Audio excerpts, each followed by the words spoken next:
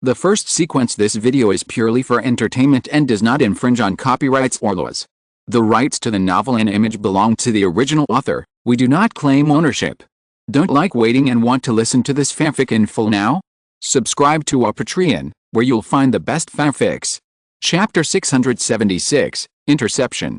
Just as a large number of people with different thoughts were heading north, a convoy was fleeing south at the intersection of the grassland and the Central Plains. In the convoy, there was a fully enclosed box truck that was protected. The entire trailer was like a special cage, without even windows. Behind the convoy, hundreds of nomads were chasing on horseback. From time to time, someone would draw a bow and shoot an arrow. The arrows were steady and accurate.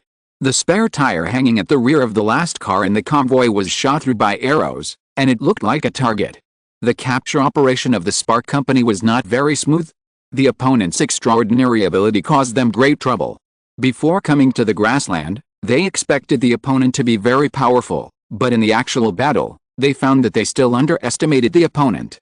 Fortunately, the company sent a lot of people this time, and even sent a T5 level master to finally complete the capture. This is probably one of the most important operations of the company in recent years. It can only succeed, not fail. When the convoy drove out of the grassland, the speed of the off-road vehicle on the land once again exceeded that of the horses behind. Someone in the car cursed, "What did the horses on the grassland eat? How come they don't get tired after running for 3 days? And they run so fast." "You'll get used to it," said a man sitting in the back seat with his eyes closed. "In the future, the creatures in the wilderness may become more and more vigorous. I heard that even the plants in the mountain under martial law have mutated on a large scale. It is no secret that the fire company controls a mysterious mountain." When Qingzhen entered Jingshan, he also said that Jingshan might be a sacred place like the mountain of the fire company. The thugs had hoped to enter the mountain to find out, but at that time the thugs were still weak and could not do such a thing. The barriers of the fire company are located in the north of the Kong family, half inside the pass and half outside the pass. The distribution of those barriers is like a circle, guarding the mountain in the center. After leaving the grassland, the nomads behind them stopped chasing them, but just stopped their horses at the edge of the grassland and watched them leave from afar. The members of the Spark Company breathed a sigh of relief. "Finally, they stopped chasing us." "Don't relax," said T5 in the back row. "There's news from the headquarters that Enjing Temple has issued a mission to intercept us. There will be more people coming to intercept us. It's not easy to return to the company safely. Since this extraordinary person is so important, then you can apply for the headquarters to pick us up," someone said. But when it comes to this topic, T5 is silent. The hearts of all the members of the Spark Company, which had just been relieved, were lifted up again. Does this mean that there will be no reinforcements? At this moment, a distant mountain in front suddenly moved, and the mountain peak turned into a giant dragon that covered the sky and roared. This momentum is a wonder in the world. If this was done by an extraordinary person, just by being able to move mountains and fill the sea, it would be enough to enter the top 5 of the list of extraordinary people. Some members of the Spark Company in the convoy were immediately panicked. Seeing that the 5-clawed golden dragon was about to fall from the sky and hit the convoy, the driver was shocked and hurriedly turned the steering wheel. As a result, the steering wheel was suddenly grabbed by the T5 master behind him. "Don't panic." T5 picked up the car intercom and said, keep going, don't turn the steering wheel randomly." At this time, their speed was as high as more than 80.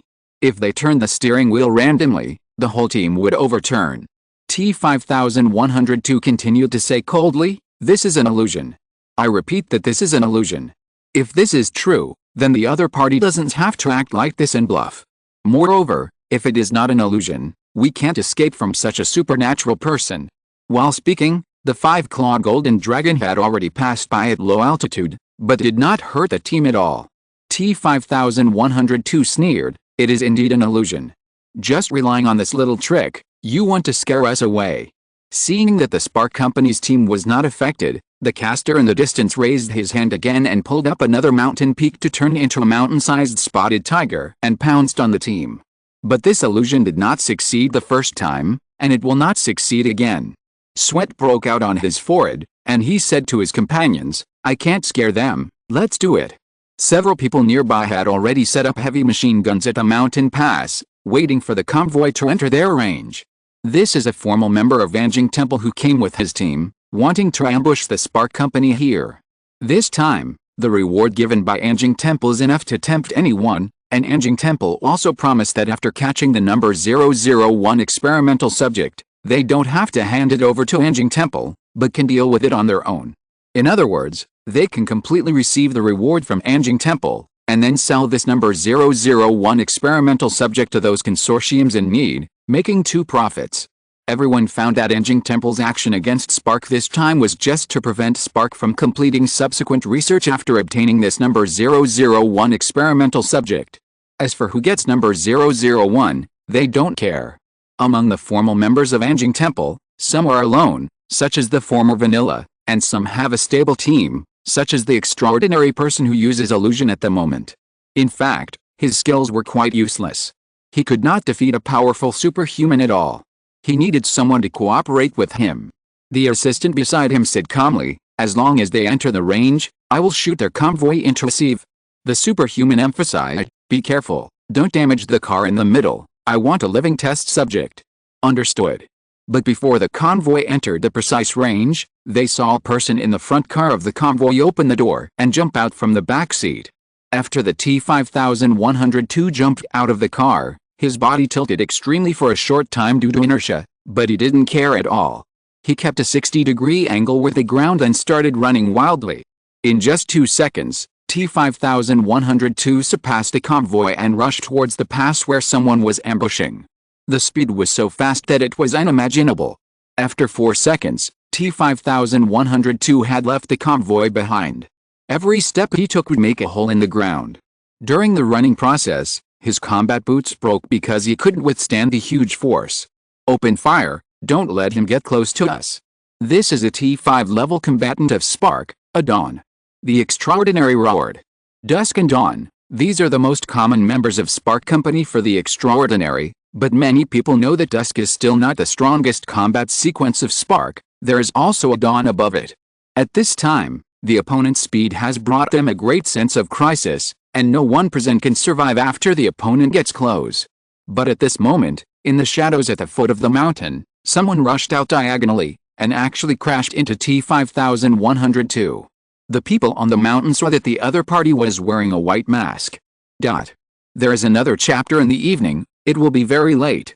Chapter 677 Joining Forces. No one knew when the man with the white mask hid under the mountain, not even the members of Anjing Temple who had been ambushing here early. The people on the mountain broke out in a cold sweat. If this man came to kill them, wouldn't he not even know how he died? Fortunately, this man came for the fire. Wait, is this the legendary White Mask? Someone asked in confusion. The White Mask has been too famous recently. He killed people in the number 73 barrier and was even reported in the newspaper when he faced the experimental subject in number 74. Later, when something happened in Los Angeles, some people also said that he appeared. It seems that he has appeared in all the major events that have happened recently, but no one knows his origins. Originally, Li Yingyan, Qin Sheng, and Zhang Qingxi suspected that Ren Xiaosu and the White Mask were the same person, but the two appeared at the same time at Hope Media, which dispelled their speculation. However, this White Mask would not help King without any relatives or friends. He must be related to Ren Xiaosu. Of course, the knights would not tell these things to the public. At this time, T-5102 rushed forward madly in the machine gun fire. Because of his running, the Yellow Land actually raised a huge smoke and dust behind him. The speed of the White Mask, which was tit for tat with him, did not slow down at all. If the two met, it would be no different from a collision with a high-speed train. Not to mention ordinary people, I am afraid that the extraordinary people would have broken bones and tendons. The impact of this collision would smash the extraordinary people's internal organs inch by inch. No one is willing to stop. The extraordinary people on the mountain look down the mountain with a telescope. These two people are too fierce. If they really collide, I am afraid both of them will die. The extraordinary people are very cherishing their lives. They have become extraordinary people. Who would want to die early before enjoying a good life? But now these two people are like a sulking, and they don't care about anything else. When masters compete, the first thing to attack is not the knife or the sword, but the momentum. Whoever retreats will lose in momentum first. This is not metaphysics, but psychology. Moreover, at this time, whoever changes his own trajectory during high-speed movement will inevitably affect the balance. Balance is the key to fighting.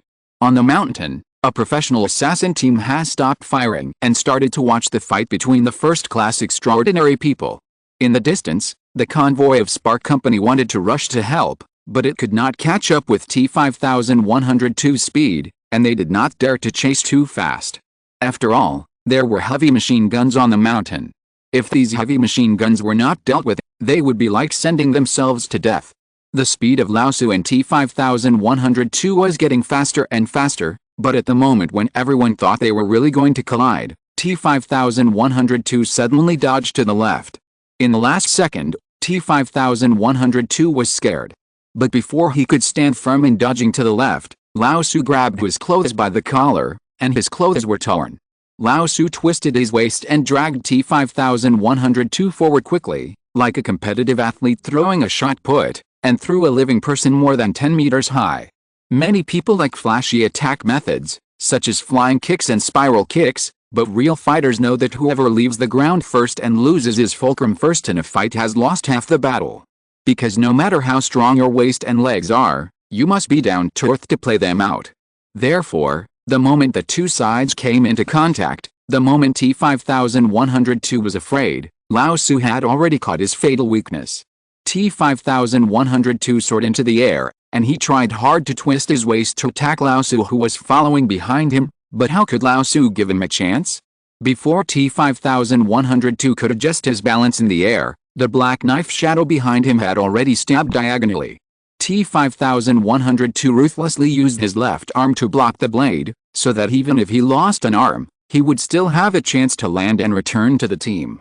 But he watched the black knife cut through his arm like cutting tofu, and then cut through his body, without any hindrance. He is a T5 level expert of Spark Company. His body can withstand bullets. Why can't he even block a knife now? The members of Anjing Temple on the distant mountain were shocked and said, looking at his speed, he should be a T5 level Dawnbreaker. What kind of knife is this? It can even chop a T5. It's not that no one has fought with T5 before. Isn't it said that T5 is like a copperhead and iron arm, and hot weapons are useless? And this T5 was crushed too much in front of the white mask. In fact, in this battle, it's not that T5 is too weak, but Ren Xiaosu took advantage. T-5102 relied on his strong body and wanted to scare Xiaosu away directly. Most people in the world would not dare to collide with him, but he didn't expect that Xiaosu was not a human at all. Others might be afraid of this collision, but for Ren Xiaosu, at most it would hurt and sweat. So, T-5102 made one wrong step, and then another. Because of fear at the last moment, he lost the initiative in the battle for a short time, and then Xiaosu seized the opportunity to kill him. If he stood firm and fought steadily, Xiaosu might not have any particularly good solution. Ren Xiaosu might even have to use the city-destroying method. At one point, Ren Xiaosu was also thinking, if there were many masters like T5 in the Spark Company, Anjing Temple might not be the opponent of the other party, right? After Xiaosu dealt with T5, he went straight to the Spark Company's convoy. The members of Anjing Temple who were watching the battle on the mountain said, hurry down the mountain, just in case we can get something from him. But just as they stood up, a sniper bullet came from nowhere, hitting the mountain behind them and causing the rocks to burst. The 5 people were stunned for a moment, not daring to move. Sniper. Did you see where the other party fired the shot? No, the other party may be between 9 o'clock and 3 o'clock. Is it useful for you to tell me with such a large range? Isn't it better to just say that you can't find it? Several people did not move. The other party did not shoot and kill them directly, which meant that they did not want to kill them. At this time, they were completely exposed to the range, so it was better not to make themselves unhappy. Since the other party wanted them to stay here obediently, they should stay here. There is a transcendent who can kill T5, and there is a sniper lying in ambush in the dark. Who are the opponents? They are too fierce. Ren Xiaosu watched Xiaosu from the dark as he went to kill the convoy. He asked in the communication channel, I am about to attack the convoy. Those people on the mountain will not come out to cause trouble, right? What was just now was an illusion. It was quite loud, but it was a pity that it was a bit useless. Yang Xiaojun was lying on the wilderness, still covered with a yellow camouflage cloth. She took out a piece of chocolate and ate it while saying, "Don't worry, they are as quiet as quails now." Thanks to Gloria from Hibernation and Hioha-E8 for becoming the new allies of this book. The two bosses are very generous. Thanks to Boss Yeren for the large reward. Boss, you are too generous. Chapter 678 Empty. In the wilderness, Yang Xiaojin's sniper rifle was aimed at the people of Anjing Temple to prevent them from coming out to disrupt the situation. Ren Xiaosu and Yang Xiaojin even got the communication equipment of the combat troops. The two of them wore headsets and became the most stable action team. Moreover, the two of them worked very well together. Lao Su was responsible for executing the mission close to the target, Yang Xiaojin was responsible for remote control, and Ren Xiaosu was responsible for controlling Lao Su. According to the time, Anjing Temple sent a text message to inform everyone that there were only 6 days, and today was only the 3rd day. In fact, there were still many people who wanted to seize the number 001 experimental subject, but everyone wanted to wait for others to take action first, and no one wanted to be the first to take action. In the end, everyone went to Zizi Mountain, hundreds of kilometers away, to wait for the Spark Company convoy. There was the last section of the journey that the Spark Company wanted to return to the barrier in the original plan. However, the people waiting there did not expect that someone would rush to take action in advance, and on the 3rd day, the Spark Company convoy was overturned, and even T-5102 was killed. Several people on the mountain asked, "Do you think that the sniper just now didn't shoot us because he didn't shoot well, instead of showing mercy?" The extraordinary person from Anjing Temple said helplessly, "Don't be stupid. Those who dare to take action on the 3rd day are either like us who have a team and an ambush, or they are skilled and daring. Didn't you see that they even killed T5? How could the partner sniper be a mediocre one? Don't have this fluke mentality. I have lived so long because I never look at problems with a fluke mentality." On the mountainside, they also buried explosives. If T5 really rushed over, he might be killed by these people. Everyone knows that T5 is not afraid of firearms, but the power of explosives is different. As they were talking, Lao Su, wearing a white mask, had already arrived in front of the convoy. The members of the Spark Company in the car had already stopped the car and used the car body as a cover to shoot at Lao Su. But both the members of the Spark Company and the 5 people on the mountain found that the man with the white mask seemed to be unaffected by the gunfire. The bullets hit him, but it just made his body shake, and there was no blood. The 5 people on the mountain took a breath and said, "This is too fierce." The assistant of the extraordinary man whispered, "Can you bear the bullets like this?" The extraordinary man was so angry that he laughed. "If I could, would I still be pointed at by a sniper rifle like you? After all, I am a battle-hardened man. Can I use my brain before speaking?" At this time, Lao Su had broken through the blockade of gunfire and came to the front of the convoy. He just arched his shoulders slightly, and the vehicle was knocked over in an instant. The members of the Spark Company hiding behind the car wanted to draw their swords for close combat, and some simply started to run to the wilderness, but they were all caught up by Lao Su one by one. However, Lao Su did not kill them all, but left 2 alive. Ren Xiaosu in the distance suddenly became nervous. He controlled Lao Su to slowly walk towards the box truck. He and Yan Liwen hadn't seen each other for a long time. Ren Xiaosu really hoped that Yan Liwen was in the carriage, and when he opened the carriage, the other party would call him brother. Ren Xiaosu had been looking forward to the day of reunion for too long. With a click, Lao Su broke a lock on the carriage with his bare hands, but Ren Xiaosu was stunned after opening the carriage. Yang Xiaojin's voice came from the headset, "What's wrong, Xiaosu, is it Liwen?" "There's nothing in the carriage," Ren Xiaosu said with difficulty. Lao Su opened the door, and the carriage was empty.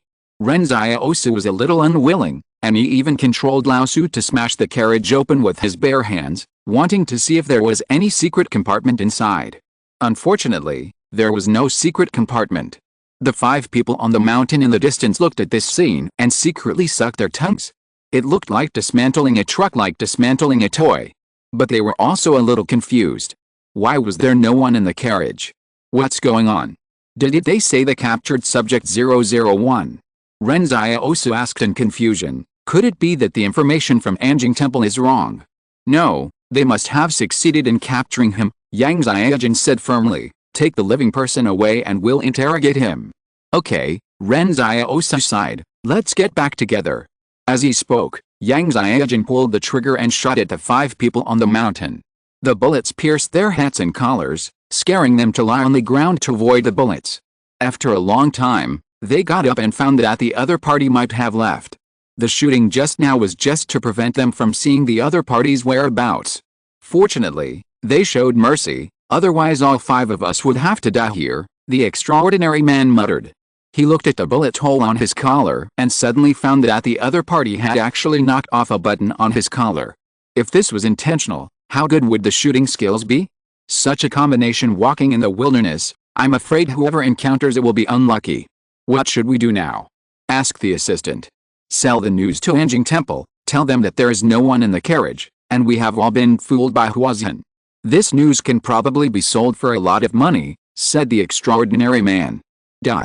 Lao Su carried the 2 unconscious members of Huazhen Company all the way east, until they chose a place to camp, and finally stopped to cook and set up tents. Ren Xiaosu brought a bucket of cold water and poured it on the heads of the members of Huazhen Company. The cold stream water in winter made the 2 shudder, and then they looked at Ren Xiaosu in front of them in horror. Ren Xiaosu smiled and said, I ask your answer, to reduce unnecessary trouble for each other, okay? Was your arrest operation successful? Okay. The member of Huazhen Company just said one word, but his throat seemed to be blocked and he couldn't speak at all. Then black blood flowed from the corners of their eyes, and they both fell to the ground.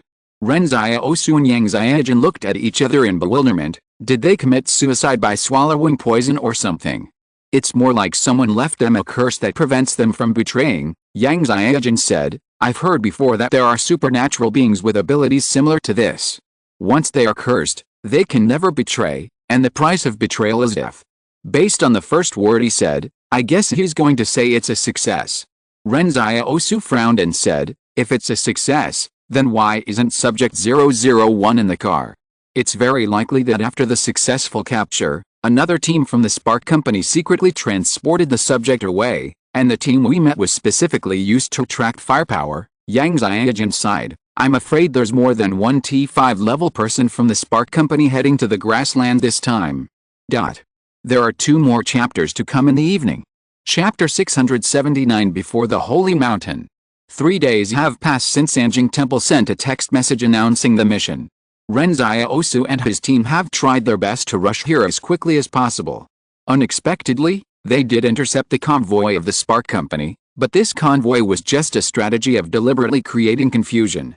Anjing Temple was able to plant spies in the Spark Company and learned in advance that the Spark Company was going to the grassland to carry out the arrest operation. The Spark Company could also have Anjing Temple's A-level killer mobile phone. Both parties are old rivals. How could the Spark Company not be on guard against Anjing Temple? Yang Xiaojun even felt that the Anjing Temple spy inside the Spark Company might be in danger. The fight between spies is often like an undercurrent under the deep sea, killing people invisibly. If the Spark Company splits into 2 groups, which route will they take to transport the number 001 experiment subject? Ren Xiaosu asked, is it possible to catch up and kill him now? No way, Yang Xiaojun shook her head. The other party planned so carefully that they even let a T5 level expert serve as bait, so the route of the backhand must be more secure. Maybe he is about to reach the Spark Company now. Ren Xiaosu was a little nervous. If Yan Liwen was really caught by the Spark Company, he would definitely be in danger. Others hid at the end, hoping that others would take action first. If it was normal, Ren Xiaosu would definitely hide in the dark like everyone else and fish in troubled waters. But Yan Liwen was too important to him, so he didn't hesitate to be the first to come forward and take action in advance.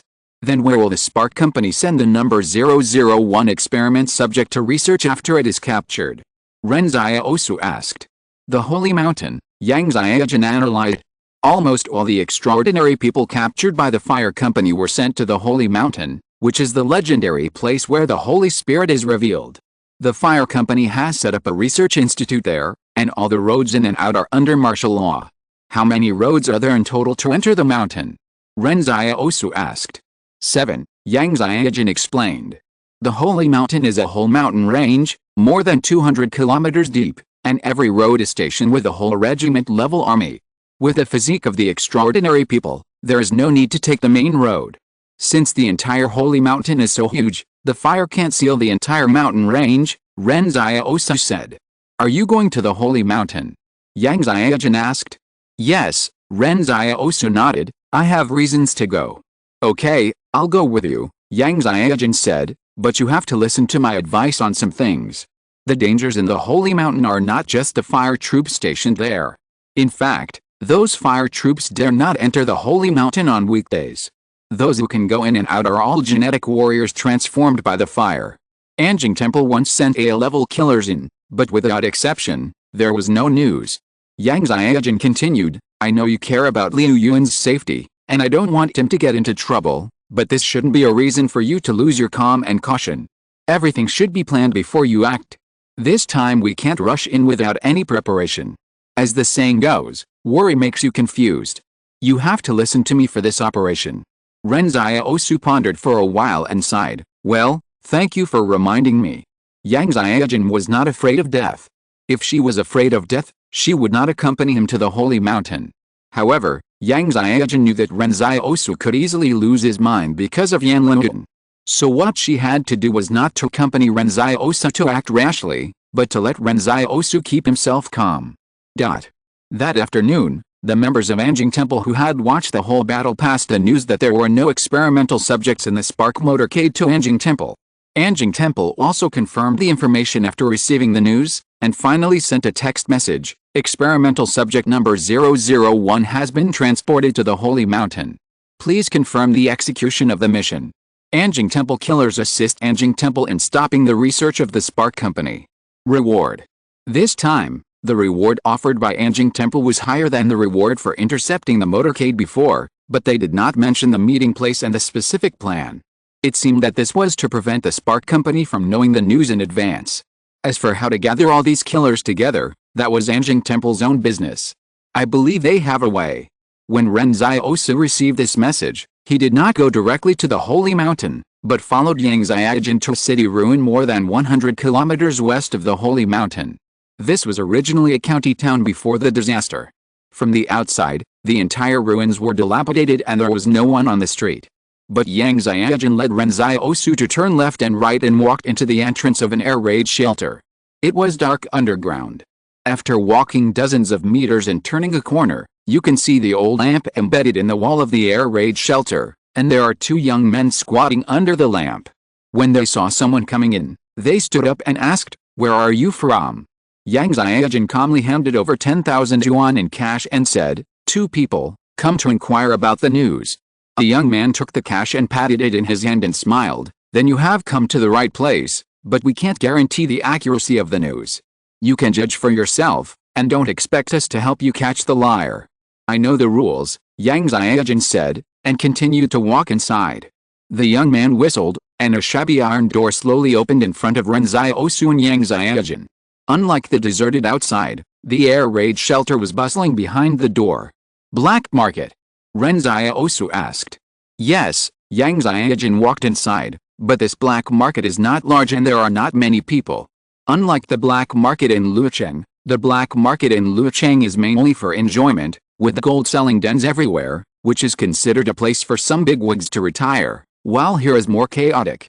Before the appearance of Anjing Temple, most of the assassin missions were issued from here, hiding many desperate criminals. The air raid shelter is very large, spread throughout the ruins of the county, and is a good place to hide filth. You didn't bring me here for intelligence, did you?" Ren Xiaosu asked curiously.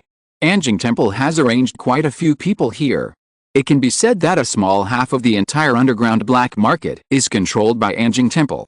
Although this place is not close to the Holy Mountain of Fire, if Anjing Temple wants to infiltrate the Holy Mountain, they should use this place as the final resting place," Yang Xiaojun said. "Moreover, it is said that there are people who have been to the outskirts of the Holy Mountain.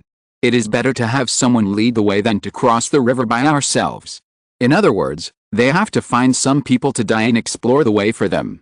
Ren Xiaosu suddenly recalled that when he entered Jingshan, Yang Xiaojun and his men also found a group of private soldiers who were just passing the time, and asked him to be a guide. Thinking of this now, it feels like a lifetime ago. At that time, he had just obtained the palace and had never seen what the world really looked like. There's still one chapter that will be very late. Chapter 680, Fraud in the Black Market.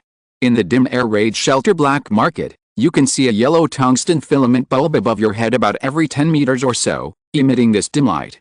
The reason why it is dim is that the air quality underground is really a bit bad. The black market is definitely not short of money. Everyone who comes in needs to pay 10,000 yuan to enter. It stands to reason that the underground can be decorated better and brighter.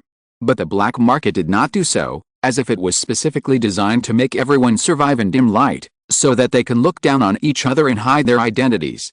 Fortunately, Ren Xiaosu and Yang Xiaojun are not pretentious people. They have also been in worse environments. As they walked, Yang Xiaojun whispered, "There are not many official members of Anjing Temple, but many people underestimate the number of A-level killers in Anjing Temple. Some A-level killers are also members of the consortium. They usually do tasks to maintain their A-level killer status and obtain some intelligence. In the past, they did not show up in most operations, but this time, I believe that many bigwigs of the consortium will be interested in subject number 001, so I guess that there will be a lot of people gathered this time. Since Anjing Temple knows that there are so many informants in the organization, why doesn't it screen the qualifications for mobile phone holders more strictly?" Ren Xiaosu asked curiously. Anjing Temple has its own set of screening criteria, and there are special people who detect various mobile phone accounts, Yang Xiaojun explained. They don't mind the presence of people from the consortium among the killers. Just like now, these people from the consortium may come in handy. You can see that this time, there are even B-level and C-level people who received the text message. They are afraid that there will be few people coming, not many people coming. Anyway, the Holy Mountain is not the territory of Anjing Temple. No matter who comes to disrupt the situation, it is the situation of Huazhong that is disrupted, because Anjing Temple uses the benefits of Huazhong to attract them. At this time, Ren Xiaosu suddenly felt that the killers under Anjing Temple seemed to be just tools used by Anjing Temple itself. Now that Anjing Temple has attracted so many people to the Holy Mountain, it may have to abandon this line. After all, there are probably not many of these people who can come out alive. How many such black markets are there in the entire Barrier Alliance? Ren Xiaosu asked. There are many, but most of them are unstable. The stable ones are at the junction of several financial groups, a no man's land, Yang Xiaojun explained, like where we are, and Luocheng. They all survive in the cracks of the financial groups. Your purpose of coming here is to follow the Anjing Temple team into the mountains. Ren Xiaosu asked, "Will you be recognized?" No, Yang Xiaojun shook his head. I don't have much intersection with Anjing Temple. Even if I know someone, they are all logistics. And if there are many people coming, the flow of people must enter the Holy Mountain in batches. My aunt and others will definitely not appear in such a conspicuous place. The person you know, is it Dong Funan? Ren Xiaosu suddenly asked. He remembered that he had seen Dong Funan and Luocheng. Yes, Dong Funan is one of them, Yang Xiaojun said. Her teeth have not grown yet, so she can only be a logistics for the time being. There are countless rooms connected side by side in the air raid shelter. The rooms have no doors, just a simple curtain. When passing by a room, Ren Xiaosu happened to hear the people inside discussing. The man in white mask has also appeared, and seems to be very interested in the encirclement and suppression of Spark Company. Another person said, after all, when he first appeared at barrier number 73, he was also the main force in the suppression of Spark Company in the Battle of the Fall of East Lake. This makes sense logically. But your information is not particularly valuable. From beginning to end, you never said that he had any extraordinary abilities, and we don't know his identity, not even the identity of a sniper. And you must have heard it from someone else, and you were not there at the time, so this second-hand information was not seen with your own eyes. I have to discount it again, and I will give you a maximum of 10,000. 10,000 is too little. Listen to me, aren't you going to follow the people from Anjing Temple into the Holy Mountain? I guess the man in white mask will definitely go there too. At that time, as long as you confirm his abilities, I will give you 500,000. If you confirm his identity, I will give you an additional 1 million. The identity of a sniper is also worth 500,000. Ren Xiaosu glanced at Yang Xiaojun next to him, who glanced at him and whispered, "Are you thinking of selling yourself? Who's eavesdropping outside?" The person inside heard the noise outside and rushed out, lifting the door curtain. "My information is priceless. Since you heard it, you have to pay." Ren Xiaosu is speechless. The person inside didn't hear what they said, but when he found someone outside, he rushed out to ask for money. Yang Xiaojun smiled and handed over 10,000 yuan, turned around and left. Give them the money now. Ren Xiaosu was unhappy. Why should we give it to them? This is the rule of the black market, Yang Xiaojun said with a smile. There are no doors in the rooms of this black market, which has given rise to another kind of business, fraud. The people inside may have heard our footsteps, so they deliberately told us those common intelligence. As long as we listen, we must pay. It doesn't matter if we don't pay, but we can't enter this black market in the future.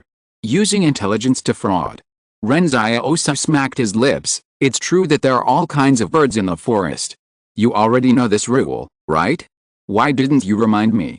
Yang Xiaojun smiled and said, I forgot it too, but it doesn't matter. Isn't this person going to the holy mountain too? It seems that they are going together, and the money won't be lost. Ren Xiaosu looked at the girl's back from behind, thinking that this girl is sometimes more evil than himself. The two walked forward until Yang Xiaojun saw a mark in the corridor of the air raid shelter, and then turned into the room. The mark was not complicated, it was a triangular mark formed by 3 straight lines crossing each other. It seems that this is the sign of Anjing Temple. Before this, Ren Xiaosu didn't know much about the entire underground world, and Zhou Yingsu only knew a little bit, so Yang Xiaojun took him into the air raid shelter, just like revealing another world to him. After lifting the door curtain, Yang Xiaojun first looked around, and waited until she was sure that she didn't know anyone in the room before continuing to walk in. The people in the room looked at Ren Xiaosu and Yang Xiaojun, but found that one of them was wearing a hood and the other was wearing a baseball cap, and their faces could not be seen clearly. Everyone then retracted their gazes, and only one person was staring at Ren Xiaosu with a fiery gaze. Yang Xiaojun whispered, No one I know. Ren Xiaosu had a toothache, I do. At this time, the big liar was sitting steadily in the room, showing his big yellow teeth and smiling happily at Ren Xiaosu. If you're listening to this novel on a channel other than Fanfic World, it means they downloaded and uploaded it without effort. We cordially invite you to visit our channel, Mundo Fanfic Novelists. There you'll find the original version of this story and you can explore many other novels of various genres. We're waiting for you to immerse yourself in a world of incredible novels. Chapter 681 5 Little Quails. Ren Xiaosu looked at the big liar's brilliant smile and didn't know what to say. He thought he might run into Luolan and Zhou Qi here. After all, Luolan was still strolling around Wang's, and it was close to here. He also thought he might run into Li Shanton here. After all, Li Shanton liked to watch the fun. But Ren Xiaosu never expected to meet the big liar here.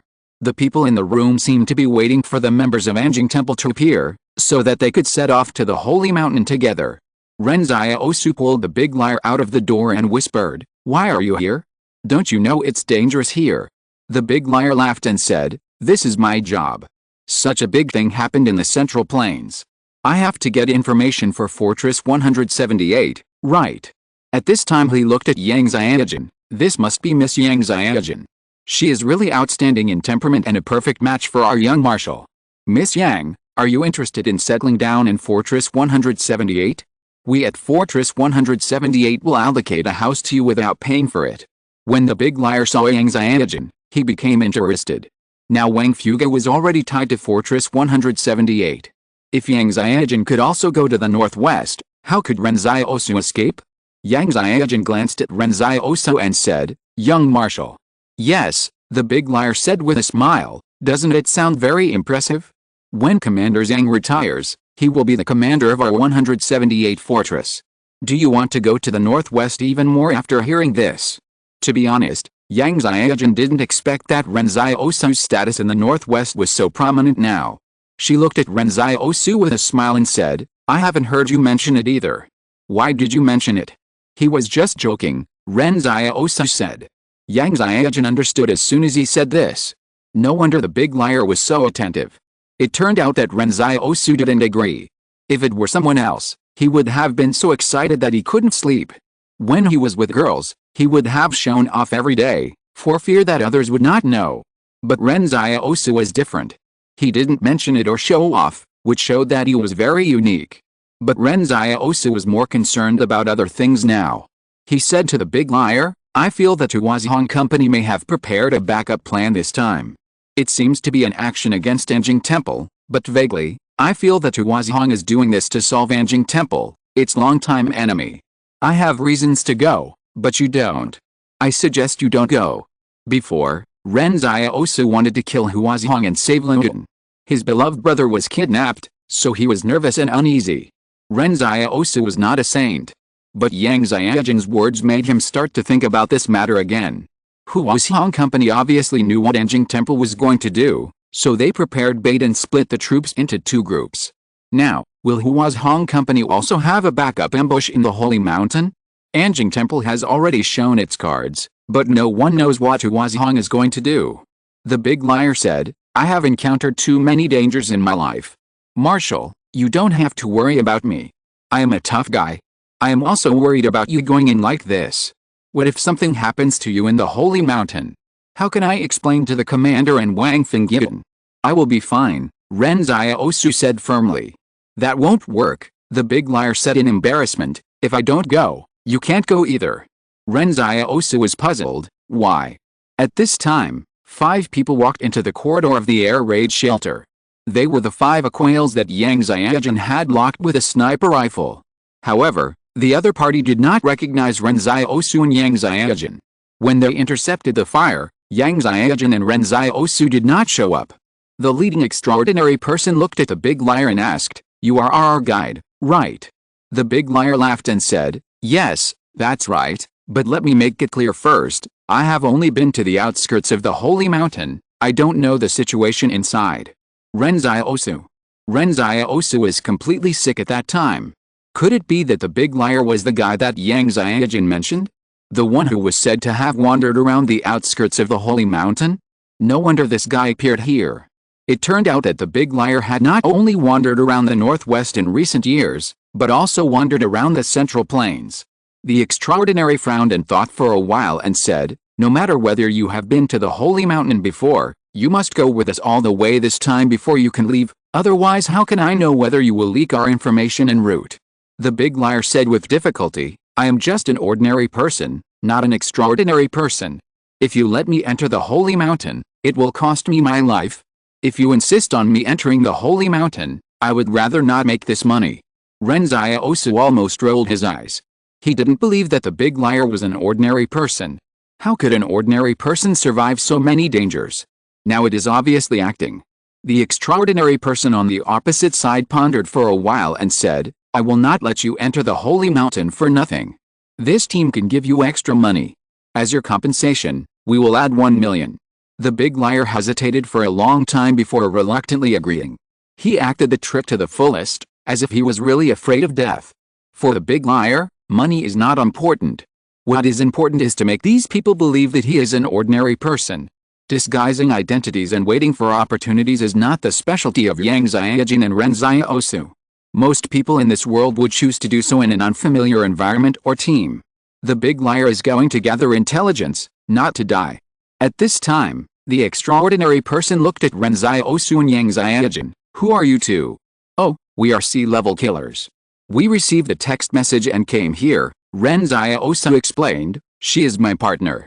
The assistant behind the extraordinary person laughed. Do sea-level killers still need a partner?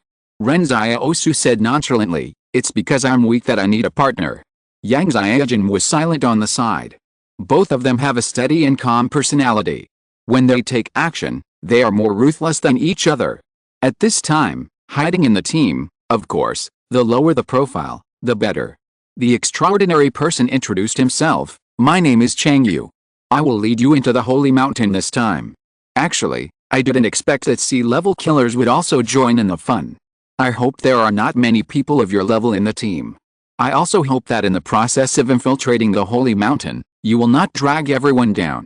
Let me make it clear in advance. If you can't keep up with the pace of the march, then I can only abandon you.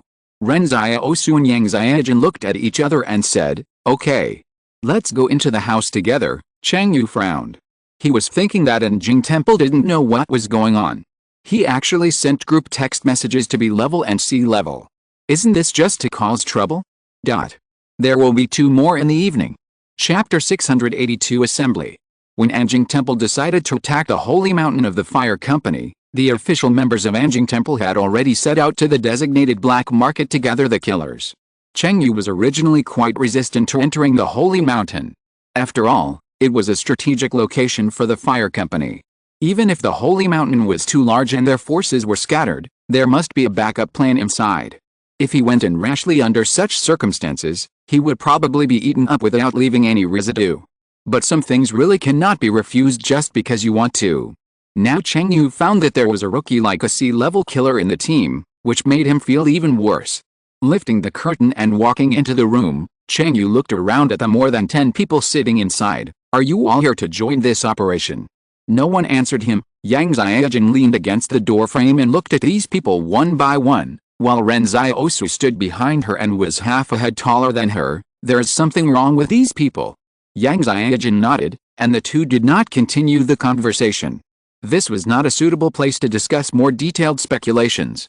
In fact, both of them saw that the people in this room were not simple. There might be many masters from the consortium mixed in.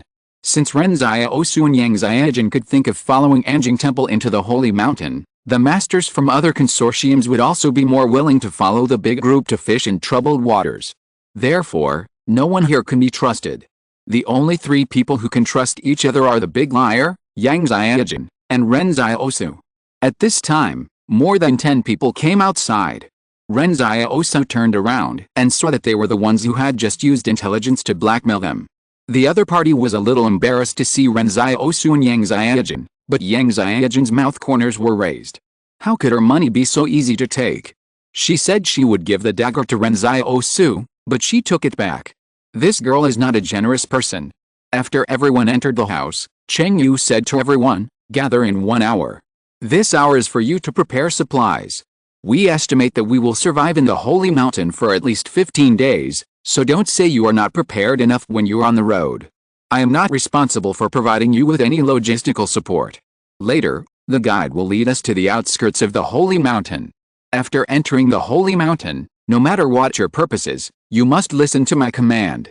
Ren Xiaosu felt that Cheng Yu must be very clear about the complicated identities of the members in the team, so he emphasized that he didn't care what everyone's purpose was. The people in the room responded to Cheng Yu's words sparsely. At this time, Ren Xiaosu noticed 3 people. The first one was a middle-aged man sitting quietly in the corner. This man sat in the corner, and all his postures were on guard against others. But what caught Ren Xiaosu's attention was that the other party didn't even have calluses on his hands. This didn't look like an ordinary killer, and it was very likely that he was an extraordinary person. The second one was a young man. The other party's eyes kept wandering around Cheng Yu and others, as if he wanted to pay attention to where Cheng Yu and others put their weapons.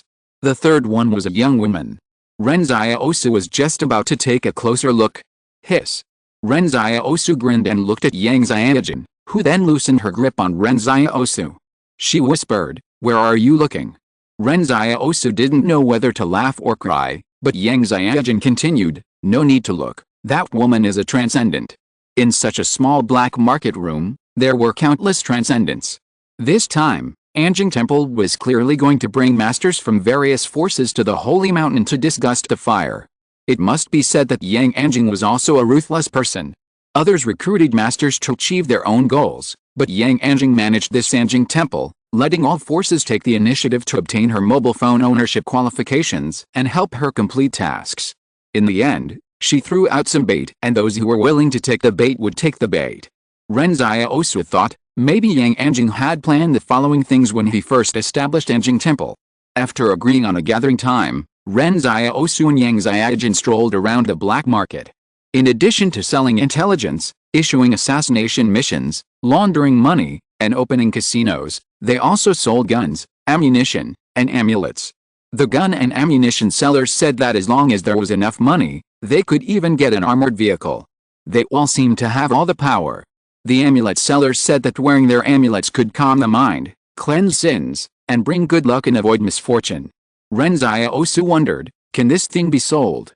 Yang Xiaojun glanced at the stall and said, everyone here is full of people who have done too many bad things. Some people can't even sleep well at night.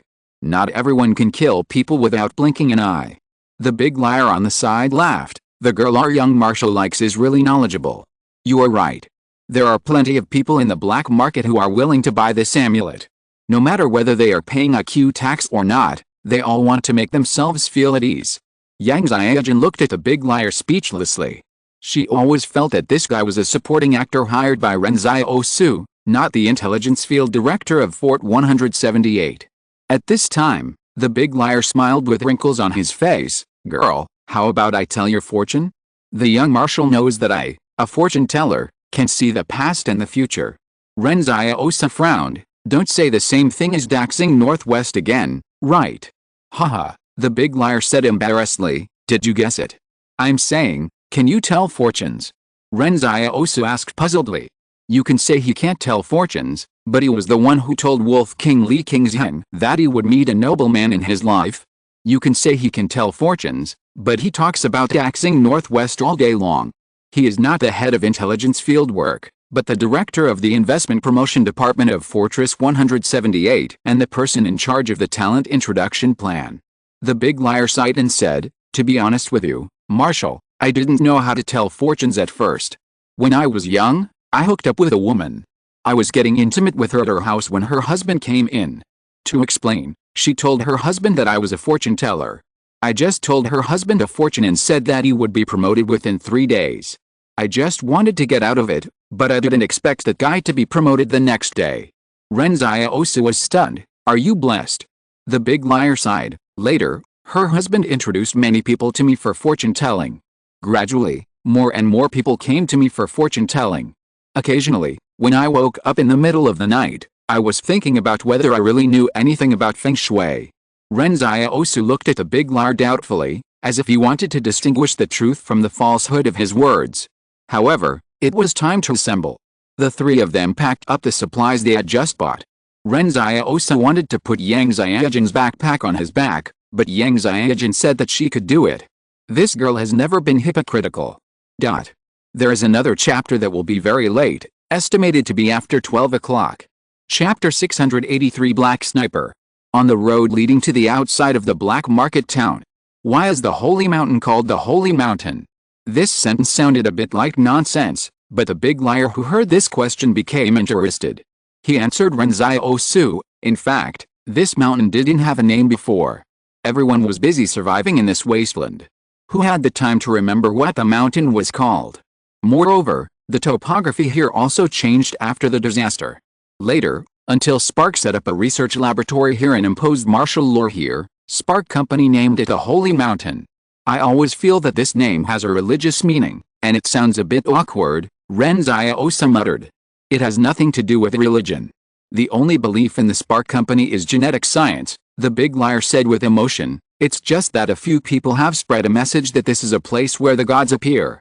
The Qing family also defines Jingshan as a place where the gods appear, but now Jingshan is destroyed, and no one dares to go in. A place where the gods appear. Ren Xiaosu asked in confusion, does it mean that gods have appeared here? How to explain it?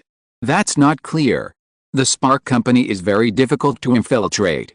I only dared to walk around the periphery of the Holy Mountain and left. I always felt that there was an inexplicable danger inside, the big liar said, but the Qing family seems to have more spies. They say that the place where the gods appear is because someone appears there, or is born there, and the surrounding environment changes because of this person's appearance. Ren Xiaosu has never asked Luo Lan about these things. As for Jingshan, it's all memories from a long time ago. However, Ren Xiaosu knows that Qingzhen is very disgusted with the Spark Company. With Qingzhen's personality, he will do everything he can to understand his opponent. So the news spread by the Qing family is very likely to be true. The Holy Land. Ren Xiaosu muttered to himself. There was a laboratory number 039 of the Spark Company there, and it inexplicably became a Holy Land. Could it be related to the number 001 experiment? Why are you suddenly interested in this? Asked the big liar. Yang Xiaojun and I have both been to Jingshan. We can only be considered survivors in that earth-shattering event, Ren Xiaosu whispered. If the two Holy Lands are related, then we must be careful. There is a high possibility that there are very terrifying creatures in this holy mountain. On the way to Jingshan, the black shadows in the river brought Ren Xiaosu a sense of crisis, as well as the inexplicably disappeared fish bones, fish meat, human corpses, experiment subjects, and human-faced worms. Some of these strange existences may not be dealt with even by extraordinary people. But what worries Ren Xiaosu the most is what exactly is the behemoth living in the crater in Jingshan. Will there be one in the Holy Mountain? Ever since Jingshan was destroyed by lava, Ren Xiaosu spent several months worrying whether that thing would come out of the crater, but later there was no movement at all, so Ren Xiaosu almost forgot about the creature. But how could such a surreal creature be really forgotten? If there were such monsters in the Holy Mountain, I'm afraid everyone who entered the Holy Mountain would be in trouble. Ren Xiaosu and the other three were walking at the end of the team. Someone originally suggested driving to the outskirts of the Holy Mountain, but Cheng Yu rejected it. Cheng Yu was a cautious person. He would rather walk more than 100 kilometers in the mountains than drive on the main road. After all, the Holy Mountain was the home of the fire company, and being cautious would help them live longer. At this time, Cheng Yu turned around and called out to the big liar, "Why are you, the guide, always muttering at the back of the team? Lead the way in front. What should we do next?" The big liar agreed and trotted to the front of the team. "I am an ordinary person and can't keep up with the speed of you masters. My legs and feet are not flexible, so it's normal for me to fall behind. You have a map with you, right? I'll draw a route for you." Cheng Yu thought about it and asked his assistant to bring a map. The big liar took the map and said while drawing, "To reach the outskirts of the Holy Mountain, we have to cross 3 mountains. We will arrive at the foot of Fangshan tonight, Wazishan in 2 days, and Shenqi Mountain in 7 days. On the hillside of Shenqi Mountain, we will be able to see the outline of the Holy Mountain range." Cheng Yu was a little dissatisfied. "Why does it take 7 days to walk more than 100 kilometers? My legs and feet are not convenient. If you think I'm too slow, you can carry me. Or you can just go by yourself because I've already drawn a map." The big liar was drawing a map while talking nonsense. Cheng Yu was so angry that he laughed. "Carry you? Why don't you go to the sky? Stay in the team honestly. 7 days is 7 days." When they arrived at the foot of Fangshan Mountain that night, the big liar secretly told Ren Xiaosu and Yang Xiaojin, "There are some things I didn't tell them. I have come to see the periphery of the Holy Mountain every year in recent years. As a result, I found that the range of the mutant plants is slowly expanding. So after passing Wazhe Mountain, we have to be careful and vigilant to avoid capsizing in the ditch." Ren Xiaosu suddenly thought that he could let Zhou Yingsu come here in the future. Doesn't she have the ability to collect mutant plants? This is the best place to collect them. Thinking of this, Ren Xiaosu avoided the big liar and whispered to Yang Xiaojin, "Do you have any flaws in your ability? Communicate with each other in advance so that you can know each other well when fighting with others. For example, if the shadow of Su Xianchu that I copied, Lao Su, is hid in the middle of the eyebrows, it will dissipate. If I copied Wang Kongyang's Steam Train, all the damage will be reflected back to myself in the form of pain. All extraordinary people's abilities have their own flaws. For example, Zhang Baojin, who spits bubbles, can't spit them out if his mouth is dry. Ability is born from spiritual will, but it does not mean that it will be perfect. This is the limitation of objective conditions. Under normal circumstances, extraordinary people will never tell others about the flaws of their abilities, but there is no such problem between Ren Xiaosu and Yang Xiaojin." Yang Xiaojin thought for a moment and said, "The shortcoming of my ability is that the sniper rifle can only fire single shots. Every time I shoot, I need to reload the bullets. The firing rate limits the ability to use, and I always feel that I can't use my strength." Ren Xiaosu was a little stunned when he heard this. In the previous battles, Yang Xiaojin's shooting frequency was very high, such as in Luocheng and in the Li's barrier. Single-shot sniping has such a high firing frequency, so what if it is continuous firing? Wait, I have 2 black knives and black snipers, but Lao Su has no accuracy at all when using a sniper rifle. It is not as efficient as charging with a heavy machine gun. Then can I give my black sniper to Yang Xiaojin? You know, the advantages of the black sniper are too many. The effective range is longer, there is no need to equip an additional flash suppressor, and there is no need to manually change bullets. There is also a black bullet, which Ren Xiaosu has never dared to use until now. Chapter 684 Punishment.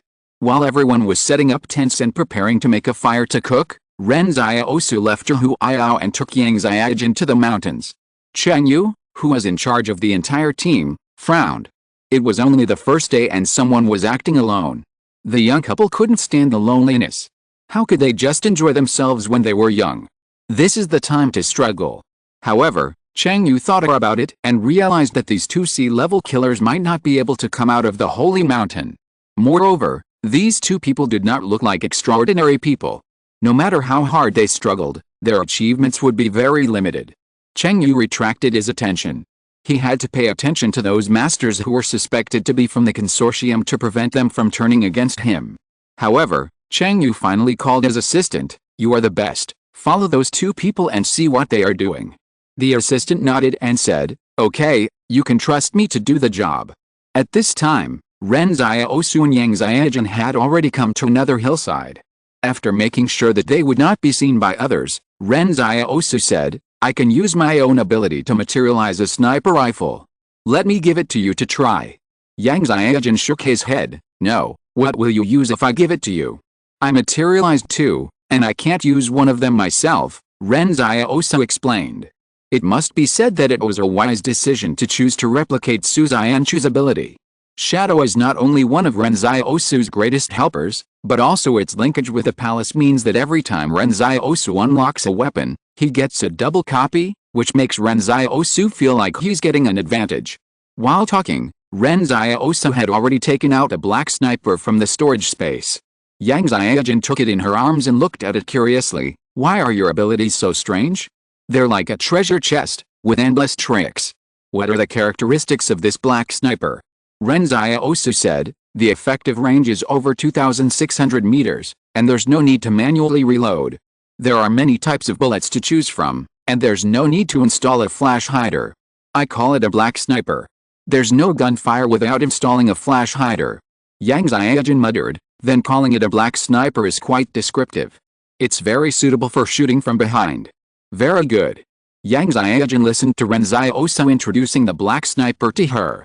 She was particularly interested in the fact that there was no need to manually reload and that the flash could be automatically extinguished. However, just when Yang Xiaojun took over Ren Xiaosu's extra black sniper, the long-lost palace suddenly spoke. "It is detected that the black sniper matches the target's ability. Do you want to give it to me?"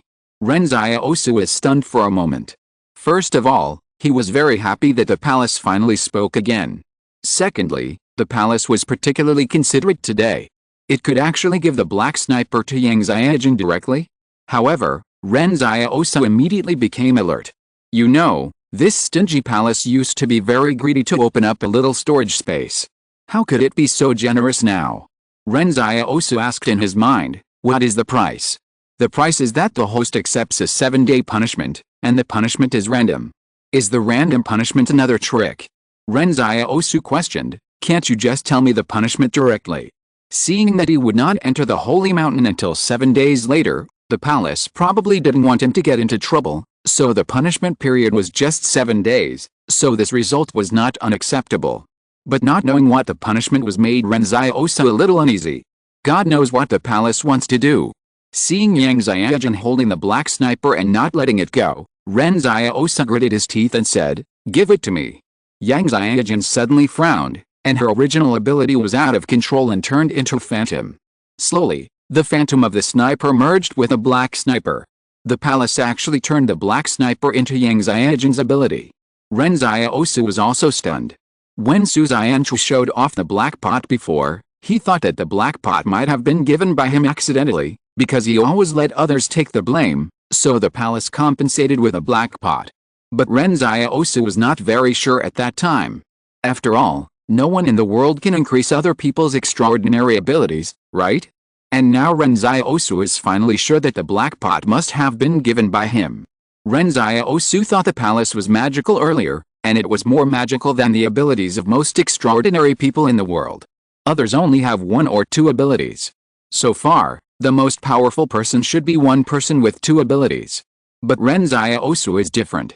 He now has so many abilities that he himself feels abnormal. He can copy other people's abilities and enhance them.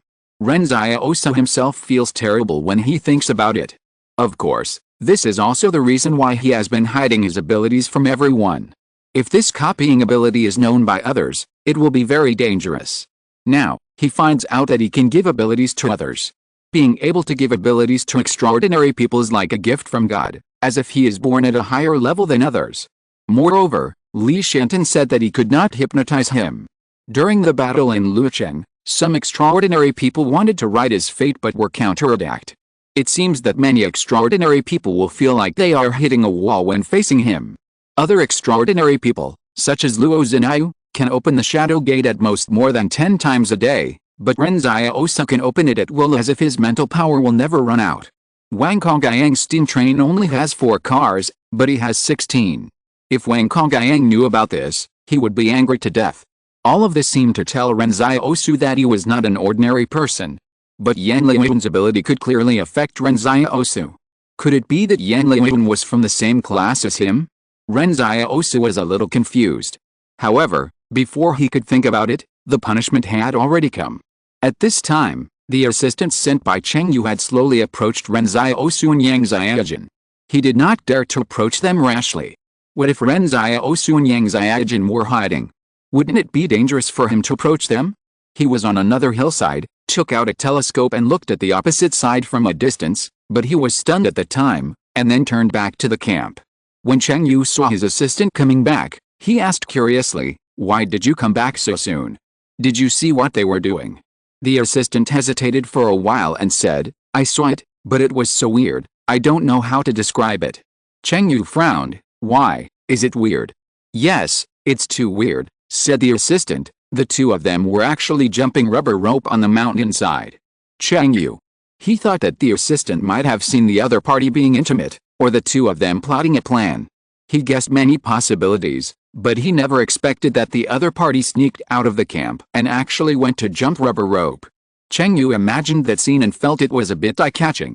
When Ren Xiaosu and Yang Xiaojin returned to the camp with dark faces, they always felt that Cheng Yu looked at them a little strangely. There are 2 more chapters in the evening. Chapter 685 What I'm Best At? After Ren Xiaosu and Yang Xiaojin returned to the camp, they sat in front of the campfire that Hu Aiyao had built, in silence. Hu Aiyao wanted to say something to the two of them, but when he saw that they looked unhappy, he concentrated on cooking. Suddenly, Yang Xiaojin asked in a low voice, "Your skill of skipping rubber ropes was also copied from me, right?" Ren Xiaosu nodded woodenly, "Yes. There is a randomness in my skill extraction, and I am not sure what I will draw." "Then what other skills have you copied from me?" Yang Xiaojin asked. "No others," Ren Xiaosu explained. Yang Xiaojin seemed to be relieved. As a result, Ren Xiaosu immediately said, "But I know you also have skills like singing nursery rhymes." As soon as the voice fell, Yang Xiaojin's mouth twitched. She really didn't expect that her unknown side would be discovered by Ren Xiaosu. Yang Xiaojin suddenly asked, "But I still don't understand why you suddenly want to jump rubber bands." Ren Xiaosu looked at the bonfire in front of him and said numbly, "I don't know why either." Originally, Ren Xiaosu thought that the so-called punishment of this palace was probably to help someone or save someone. Wasn't the palace's tasks like this before? But he never expected that at the moment when the gift was completed, the palace would ask him and Yang Xiaojin to jump rubber bands. If it was not completed, a little strength and agility attributes would be deducted. Attributes are too important. It can be said that the reason why Lao Su is so powerful now is that attributes are supporting him. So, Ren Xiaosu and Yang Xiaojin jumped rubber bands for half an hour, and Ren Xiaosu jumped, while Yang Xiaojin and a tree served as pillars on both sides. Of course, this is also what Cheng Yu's assistant doesn't understand the most. Even if it is jumping rubber bands, it should be girls who jump. Why did he see a man jumping? Cheng Yu's assistant spying and surveillance, of course, could not escape Ren Xiaosu and Yang Xiaojin's counter-reconnaissance, so this made Ren Xiaosu even more depressed. It would be fine if he lost face in front of Yang Xiaojin, but he actually lost face in front of outsiders. Seeing that this punishment mission will last for another 7 days, Ren Xiaosu is not sure how many troubles this palace will cause. Of course, today is not all bad. At least Yang Xiaojin's ability has been improved again. Ren Xiaosu is already looking forward to Yang Xiaojin's future firepower support. After all, the single shot can't be fired continuously before, it was so fierce, isn't it even more fierce now? We will enter the Holy Mountain in 7 days, and it is indeed a good thing that everyone's strength has improved. Ren Xiaosu asked the big liar beside him, "Has anything happened since we left?" The big liar said, "Nothing special. Except that assistant Cheng Yu followed you out, everyone else stayed in the camp honestly." But I found that the young man at the 8 o'clock position and the young woman at the 9 o'clock position might be acquaintances. Although they pretended not to know each other, they had eye contact with each other. The two may belong to the same consortium. Ren Xiaosu glanced at them, and the young man and the woman were actually two of the people he thought might be extraordinary. The big liar continued, but when you go to a place like the Holy Mountain with so many people, it is normal to have someone to cooperate. After all, you need people you trust to take turns to watch the night, otherwise you won't know how you died. There are a total of 31 people here, and there are probably 5 or 6 groups of forces among them. There are not many real Lone Rangers. During the rest time in the camp, the big liar has been observing everyone, and the others are also observing each other. However, what made the big liar feel relieved was that everyone seemed not too interested in him as a guide. Their attention was mainly focused on Cheng Yu and a few other people, and Ren Xiaosu and Yang Xiaojun were not on the focus of these people's observation. At this time, Cheng Yu stood up and said to everyone, although we haven't reached the Holy Mountain yet, it may not be absolutely safe here, so someone should watch the night. Everyone, I plan to divide everyone into 2 groups, one group to watch the first half of the night, and one group to watch the second half of the night. How about it? This was a very normal request, but no one responded. Everyone just looked at Cheng Yu calmly. In fact, those who came together in this team had already discussed their respective orders for watching the night. At this time, Cheng Yu's arrangement is likely to disrupt their original plan. Therefore, no one wanted to accept Cheng Yu's arrangement. Cheng Yu waited for more than 10 seconds, and finally only 2 people responded to him. The others were busy with their own work and didn't even look at Cheng Yu. The big liar whispered to Ren Xiaosu, the person who responded to Cheng Yu might be the Anjing Temple personnel Cheng Yu arranged in advance to mix in the team to support him. Yang Xiaojun nodded. The big liar looked at the awkward atmosphere and continued, it's not that easy for Anjing Temple to send people into the Holy Mountain to disgust the fire. As he was speaking, the big liar was shocked to see that Ren Xiaosu actually stood up and walked to the middle of the camp. Cheng Yu looked at Ren Xiaosu and asked, what's wrong? Is there something wrong? Ren Xiaosu said seriously, everyone seems to be distracted. I'll show you a talent. Amen, there's a grape tree in front of me. The green grass is just sprouting. The snail is carrying its heavy shell and climbing up step by step. Cheng Yu. Everyone looked at Ren Xiaosu in shock. Hu Iao and Yang Xiaojun were stunned on the spot. Isn't this about keeping watch?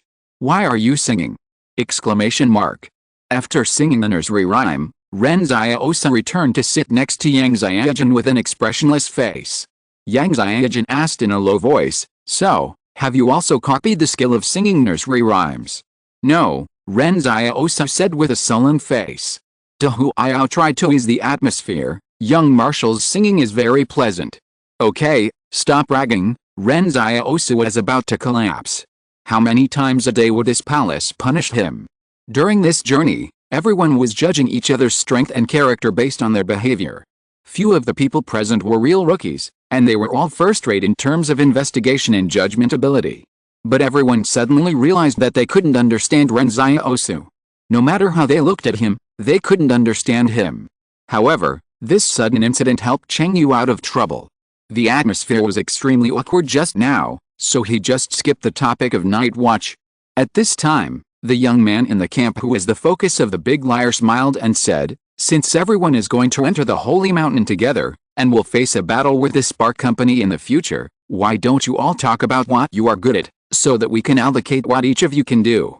After speaking, the first person he looked at was Ren Xiaosu. The young man smiled and said, what are you best at? Ren Xiaosu said unhappily, singing nursery rhymes. There is one more update and it will be very late. Chapter 686 Confusing Vision. Ren Xiaosu had already given up. He had foreseen that there would be a lot of unexpected things happening in the next 6.5 days. So when the young man asked what everyone was best at, he simply said singing nursery rhymes. The reason why the young man chose Ren Xiaosu as the first answer was mainly to test Ren Xiaosu, and then to see how others would answer so that he could have a deeper understanding of the other people in the team.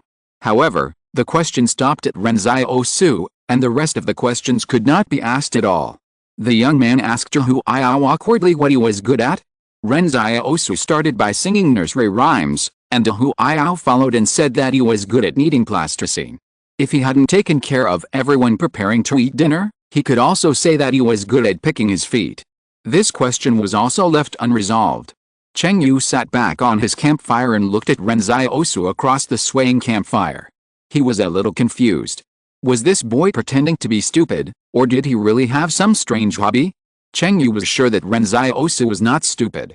After all, a fool could not become a C-level killer. He was different from Zhou Yingsu, who was promoted to A-level and then entered Enjing Temple. Cheng Yu worked hard to complete tasks and rose step by step. He knew very well that even if a fool picked up a mobile phone by chance, he could not rise from D to C. However, thinking of what the assistant said about Ren Xiaosu and his friends going out to jump rubber rope in the afternoon, Cheng Yu's judgment became uncertain again. Originally, Cheng Yu wanted to conduct a check on everyone tonight, but now it has come to nothing. In order to ease the awkward atmosphere, Ren Xiaosu went out alone and caught 2 big rabbits to roast and eat. As soon as he started to catch wild game, many people in the camp went out to catch prey. There were too many people going out, and it was hard to tell who was going to catch prey and who was taking the opportunity to go out and conspire with their companions. Ren Xiaosu hung a fat rabbit on the branch, and said to Yang Xiaojin while applying honey, "Laugh, don't hold it back." Yang Xiaojin pursed her lips. "It's pretty nice to hear." The big liar next to him said, "I see, young commander. You must want to confuse these people's sight, so that they can't see your true and false, so you suddenly act crazy and stupid. Pretending to be stupid." Ren Xiaosu handed the branch with a rabbit to the big liar with a dark face. "I want to be quiet." That night, the big liar discussed that he should keep watch by himself. He had good energy and could keep watch, but Ren Xiaosu disagreed. Later, the big liar said that he and Ren Xiaosu would take turns, one in the first half of the night and the other in the second half of the night, so Yang Xiaojin didn't have to keep watch. After all, girls should be taken care of when they go out. As a result, Yang Xiaojin also disagreed. In her opinion, everyone in a team should do their part.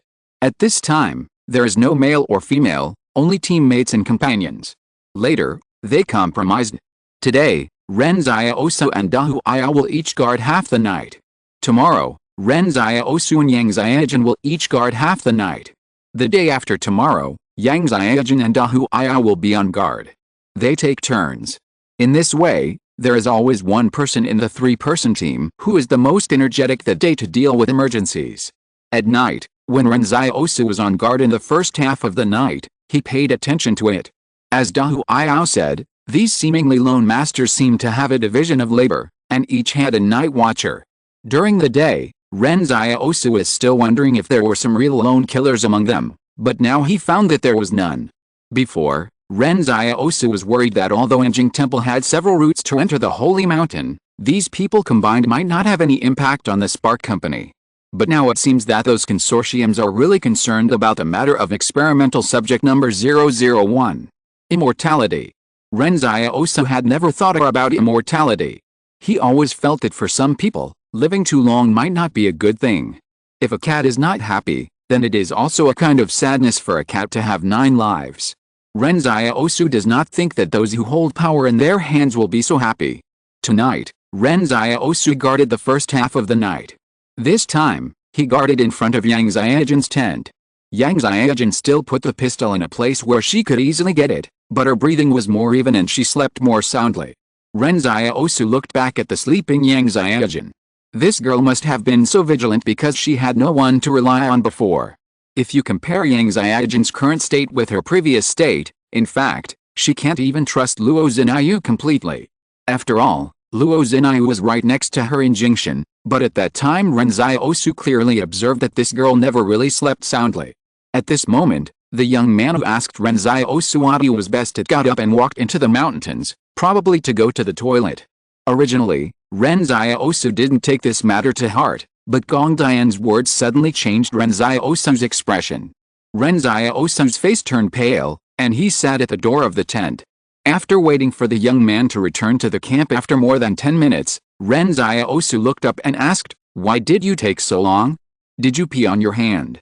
The young man. "Crazy." The young man was angry and said, "What's so strange? Have you never peed on your hand?" Ren Xiaosu sighed. Seeing his reaction, He was actually right. But he really didn't want to ask such a strange question. The palace asked him to ask. Moreover, after this mission, the palace suddenly added, because of the 3 perfect completion of the punishment mission, the branch story will be opened. If the completion level of each mission within 7 days is perfect, you can get a new skill reward. Ren Xiaosu was stunned on the spot, and he didn't even listen to what the young man said next. So, after completing all 3 punishment missions perfectly today, a new branch story was opened, and there are new skills to be obtained? Speaking of new skills, Ren Xiaosu is too excited. You know, the things given by the palace, even food crops like potato shooters, can come in handy at critical moments. Ren Xiaosu is a very pragmatic person. As long as he can get new skills, he doesn't mind losing face. At this moment, Ren Xiaosu heard the sound of something trampling rotten leaves in the mountains behind him, but when he turned around, he saw nothing.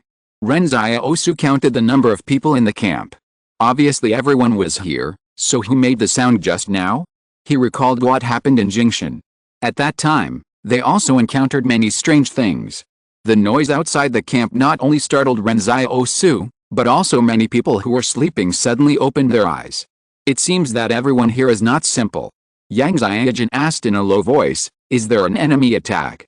Ren Xiaosu shook his head, don't worry, sleep, I'll be fine. He is no longer the ignorant boy in Jingshan. Chapter 687 Singing and Dancing. Many people in the camp came out of their tents and got up to check what happened. Chang Yu looked at Ren Xiaosu who was on night watch. Because Ren Xiaosu is closest to the place where the sound was made, he asked directly, did you find anything just now?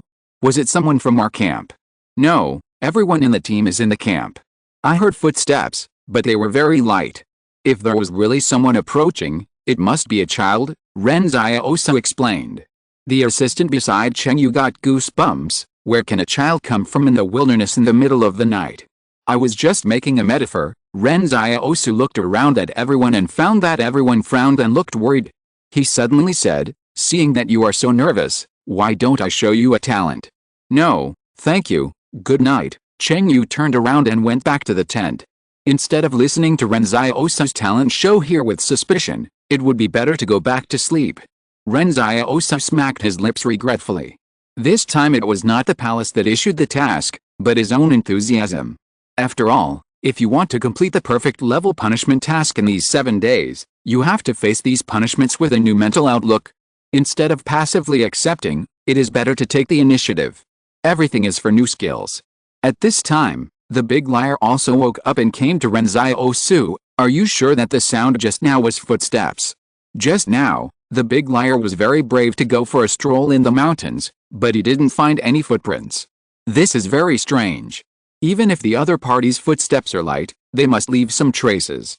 I'm sure, it's approaching rhythmically, Ren Xiaosu said. You also said before that the mutation range of the Holy Mountain is constantly expanding.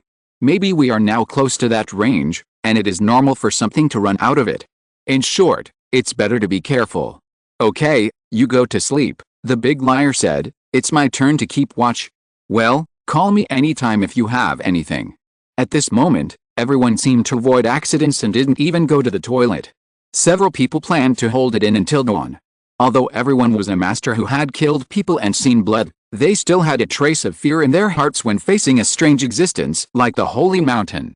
Hu Iao sat by the campfire thinking about the problem and paying attention to any movement, but there was nothing unusual until the sky was slightly bright. Then, Hu Iao saw Ren Xiaosu sneaking out of the tent. He was about to say hello to Ren Xiaosu, but he saw Ren Xiaosu put his index finger on his mouth. Hush! Hu Iao perked up. He was not sure what to do. The sky was still gray. Hu Iao watched Ren Xiaosu quietly take out a pistol and silently load bullets into the magazine. Who is the young marshal going to attack? Thinking of this, Hu Iao's muscles tensed up all of a sudden, ready to support Ren Xiaosu at any time. He didn't care why Ren Xiaosu suddenly took action.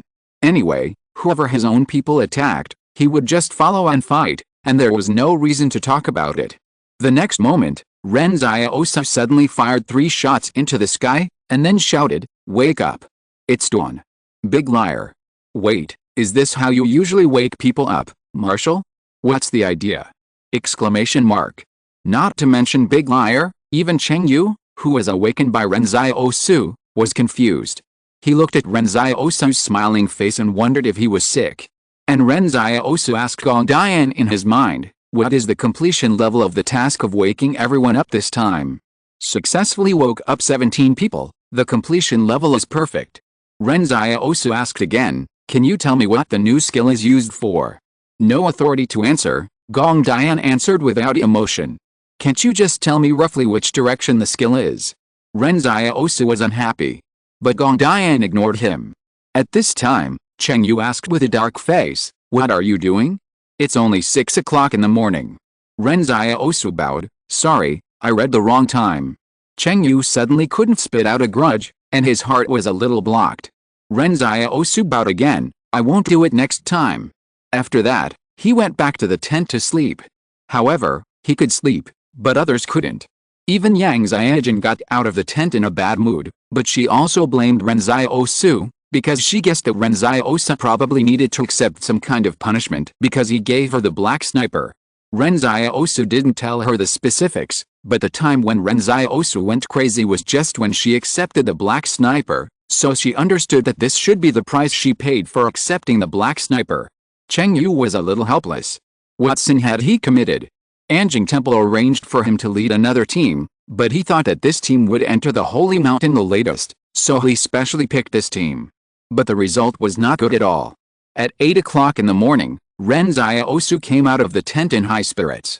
When he came out of the tent, everyone looked at him. Ren Xiaosu smiled and said, you look a little haggard. Cheng Yu thought to himself, what nonsense are you talking about?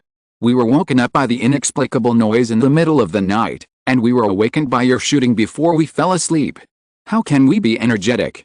He no longer paid attention to Ren Xiaosu, but turned to ask the big liar, how should we go next? The big liar replied, go northeast, and you will reach the boundary of Wasteland Mountain after crossing the hill in front. Why did you come here alone? Cheng Yu suddenly asked.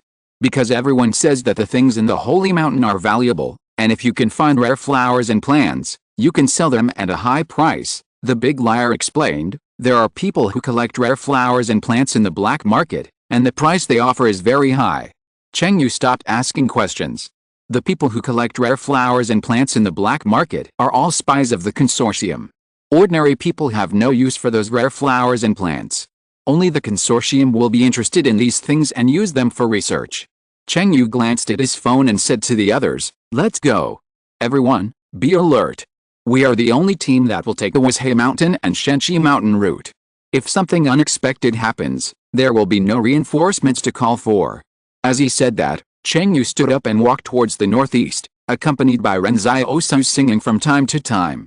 At first, no one paid attention to Ren Xiaosu's singing, but those songs were too magical, and they were all familiar nursery rhymes, which made the other people in the team hum involuntarily while walking. Looking at Wasteland Mountain in the distance, Cheng Yu suddenly felt a little melancholy. The atmosphere was obviously tense, and there were unidentified creatures approaching the camp at night, but why did he feel like he was out on a spring outing with singing and dancing? What on earth was he doing here? There will be 2 more chapters in the evening. If you're listening to this novel on a channel other than Fanfic World, it means they downloaded and uploaded it without effort. We cordially invite you to visit our channel, Mundo Fanfic Novelis. There you'll find the original version of this story, and you can explore many other novels of various genres. We're waiting for you to immerse yourself in a world of incredible novels. Chapter 688, Strange Supernatural Being. In order to avoid being discovered by the fire company, the road that the big liar pointed out was the most remote and difficult to walk. At the beginning, some people in the team complained about the big liar. Have you ever been to the outskirts of the Holy Mountain? Why do I feel that you don't know the way? As a result, the big liar sneered, then you can let me go. I just take you to the outskirts of the Holy Mountain. What do you care which road I take? And I'm taking the safest road. You are all masters, and some are extraordinary. If you encounter the fire company, you can just run away, but how can I run? I don't want to run into them. At first, Cheng Yu was a little dissatisfied with this very tough guide, but when he found that he really didn't encounter the fire company's ambush along the way, he began to recognize the big liar as a guide. Ren Xiaosu and Yang Xiaojin's current personalities are sea-level killers and ordinary people, so in the process of crossing mountains and ridges, The two have to pretend to be very tired with a big liar. After all, this road is a bit strenuous even for some extraordinary people, not to mention that they are ordinary people. Some people in the team laughed secretly at Ren Xiaosu's exhaustion. Some even hoped that he would fall behind. The one who hoped that Ren Xiaosu would fall behind the most was definitely Cheng Yu. Seeing that Ren Xiaosu was out of breath and could hardly walk, he said, "Why don't you two go back? This is not a place for sea-level killers. Who else would come here to die? You two are the only sea-level killers here." At this time, the young man who had asked Ren Xiaosu what he was best at raised his hand and said with a smile, "I am also sea-level." Cheng Yu. He glanced at the young man a little unhappy. He saw that the young man climbed over mountains and crossed ridges without even breathing. He must be a transcendent. Why are you, a transcendent, coming here to join in the fun? If we persuade these two people to leave, wouldn't it be good for us and everyone else? Cheng Yu ignored the young man's words and continued to persuade Ren Xiaosu to leave. Our journey has just begun. It will be even more dangerous when we enter the holy mountain in 6 days. Don't think I am being harsh. This is really for your own good. Now you can barely keep up with the team. If you suddenly fall behind when we reach the holy mountain, how will you survive in that dangerous environment? Seeing Ren Xiaosu suddenly fall into deep thought, Cheng Yu was delighted. He was really fed up with this guy's nursery rhymes. If he could persuade this guy to leave, it would be a great event in this operation. This morning, Ren Xiaosu's head was buzzing because of his singing. Do you think what I said makes sense? Cheng Yu said earnestly, your physical strength? But Ren Xiaosu was moved and said, I'm fine. In fact, I also have extraordinary abilities. Cheng Yu was stunned for a moment. Are you also an extraordinary person? I'm not sure if I am an extraordinary person, Ren Xiaosu said seriously, but as long as someone sings a nursery rhyme to me, I can immediately recover my physical strength. Ren Xiaosu sneered in his heart. The other party actually wanted to persuade him to quit. Well, I won't pretend anymore. I'll show my cards. I'm also an extraordinary person. Cheng Yu was speechless. Who are you kidding here? And who has nothing to do to sing nursery rhymes for you?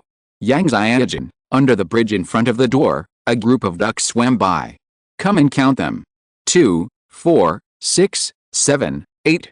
Ren Xiaosu stood up straight, without panting, and climbed up the mountain for a long distance, which made Cheng Yu stunned. He thought, no wonder this guy needs a partner. Not only does he sing nursery rhymes himself, but he also needs others to sing them for him. You two are a perfect partner. However, Cheng Yu also thought to himself, this guy must have been a superhuman, and he was just pretending before? That's right, how many real sea-level people would come here to die for nothing? So the probability that Ren Xiaosu is a superhuman is very high. But which superhuman is like you? You are a superhuman, so what's wrong with singing nursery rhymes? Even if you are a superhuman, you are not a normal superhuman. On the way, Ren Xiaosu whispered to Yang Xiaojun beside him, will I make you feel embarrassed by doing this? In fact, Ren Xiaosu himself felt a little embarrassed. He was obviously a normal person, but he had to sing nursery rhymes every day. But this task had to be done. Since he was doing it, of course he had to do it perfectly.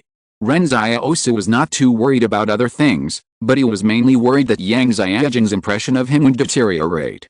As a result, Yang Xiaojun's mouth curled up slightly. It's quite cute. Really? Ren Xiaosu pondered. Yang Xiaojun asked, is it because you gave me the black sniper that you need to do these things?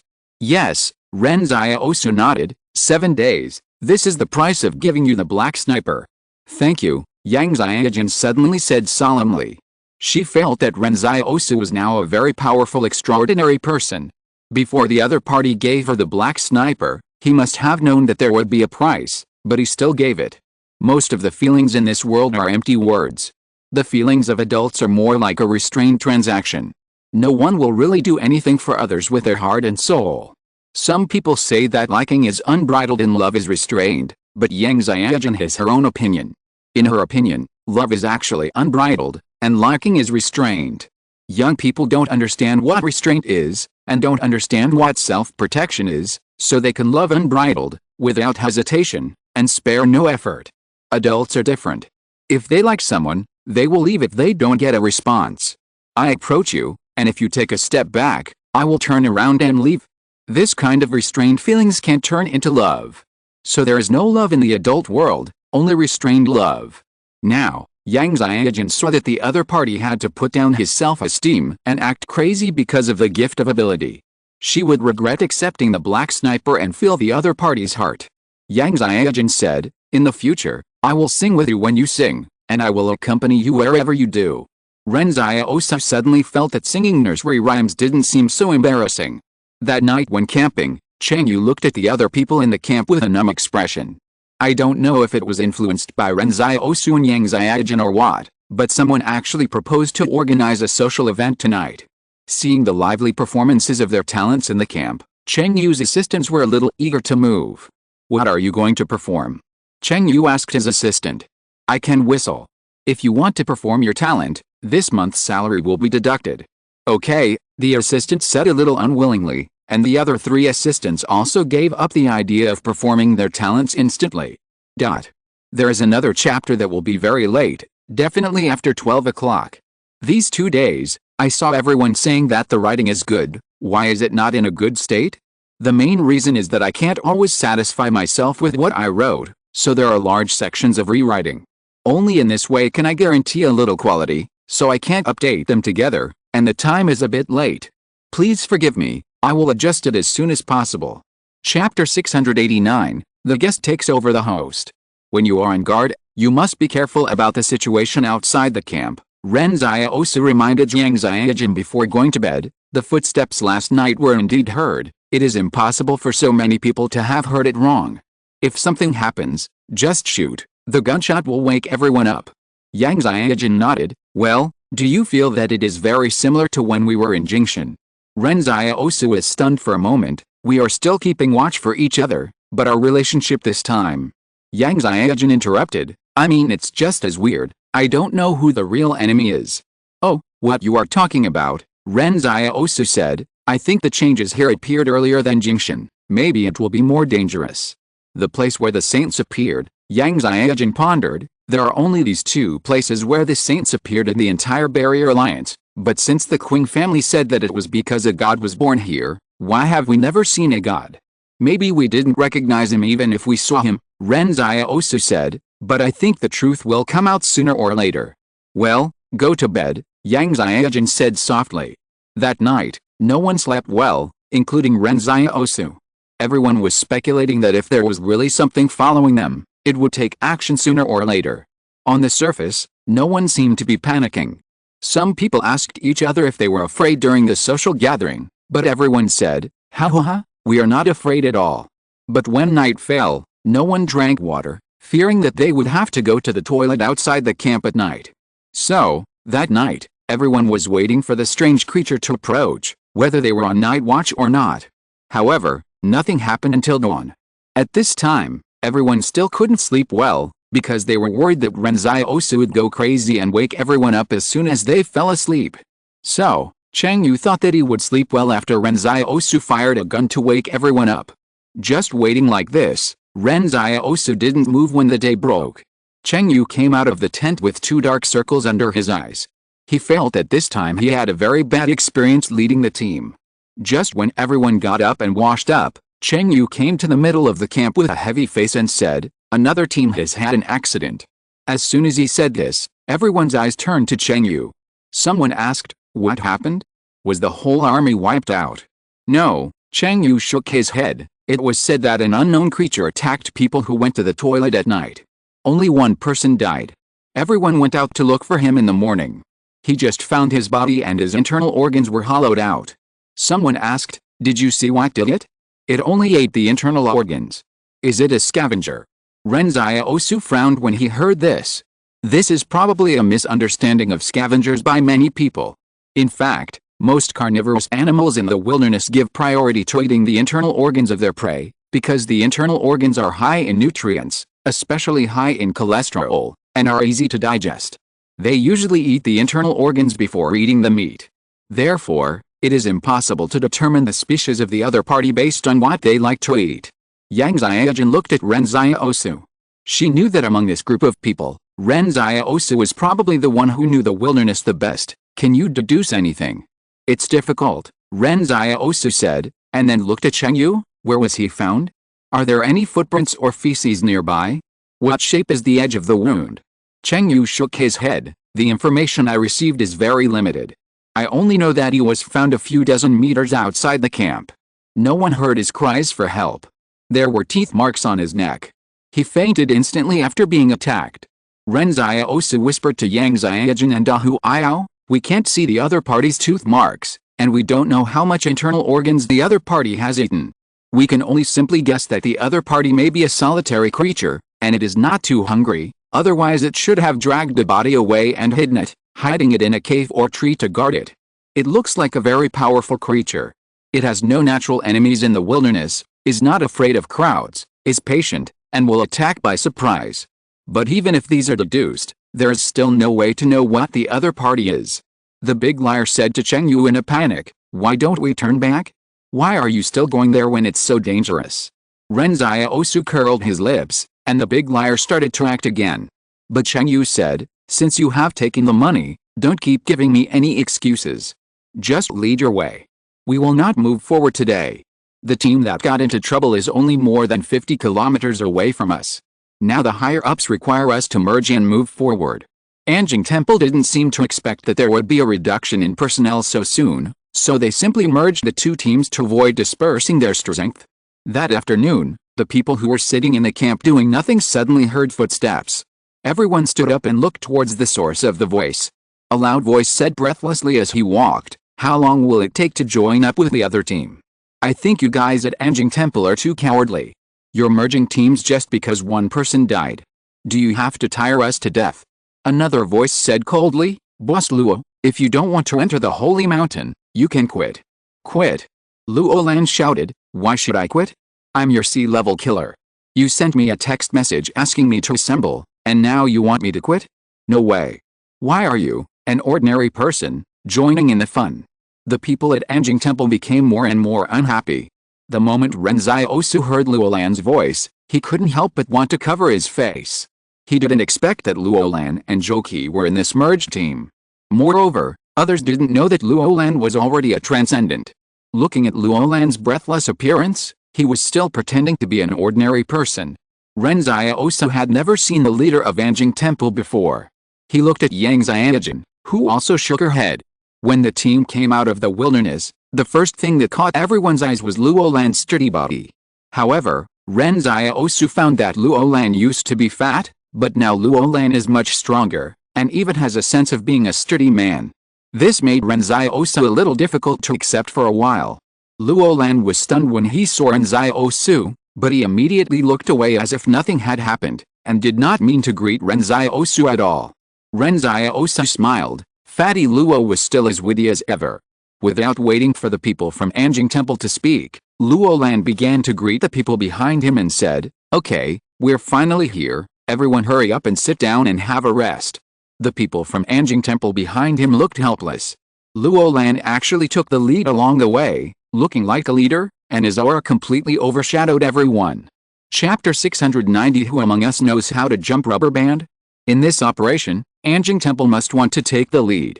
How to destroy the plan of Spark Company, how to seize the number 001 experimental subject, and how to implement their subsequent plans must all be under their control. But Luo Lan came over arrogantly and claimed to be a sea-level killer. Song Qiao, who was in charge of Luo Lan's team, felt sick as if he had eaten a fly. Song Qiao also has assistants like Cheng Yu, but his assistants are mixed in the team and hide their identities to influence everyone's decisions at critical moments. For example, when he is about to make certain decisions, these assistants will respond first, and then give others the illusion that many people support him. Everyone has a herd mentality, and Song Qiao also planned very well, but he never expected to meet Luo Lan.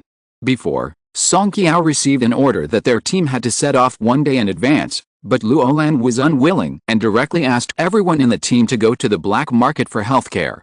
Going to the Holy Mountain is not as interesting as healthcare. The mixed consortium members in the team were also happy to see Anjing Temple's jokes. Although everyone's target this time was the fire, they could cause a lot of trouble to Anjing Temple, so everyone was happy to see Anjing Temple in trouble.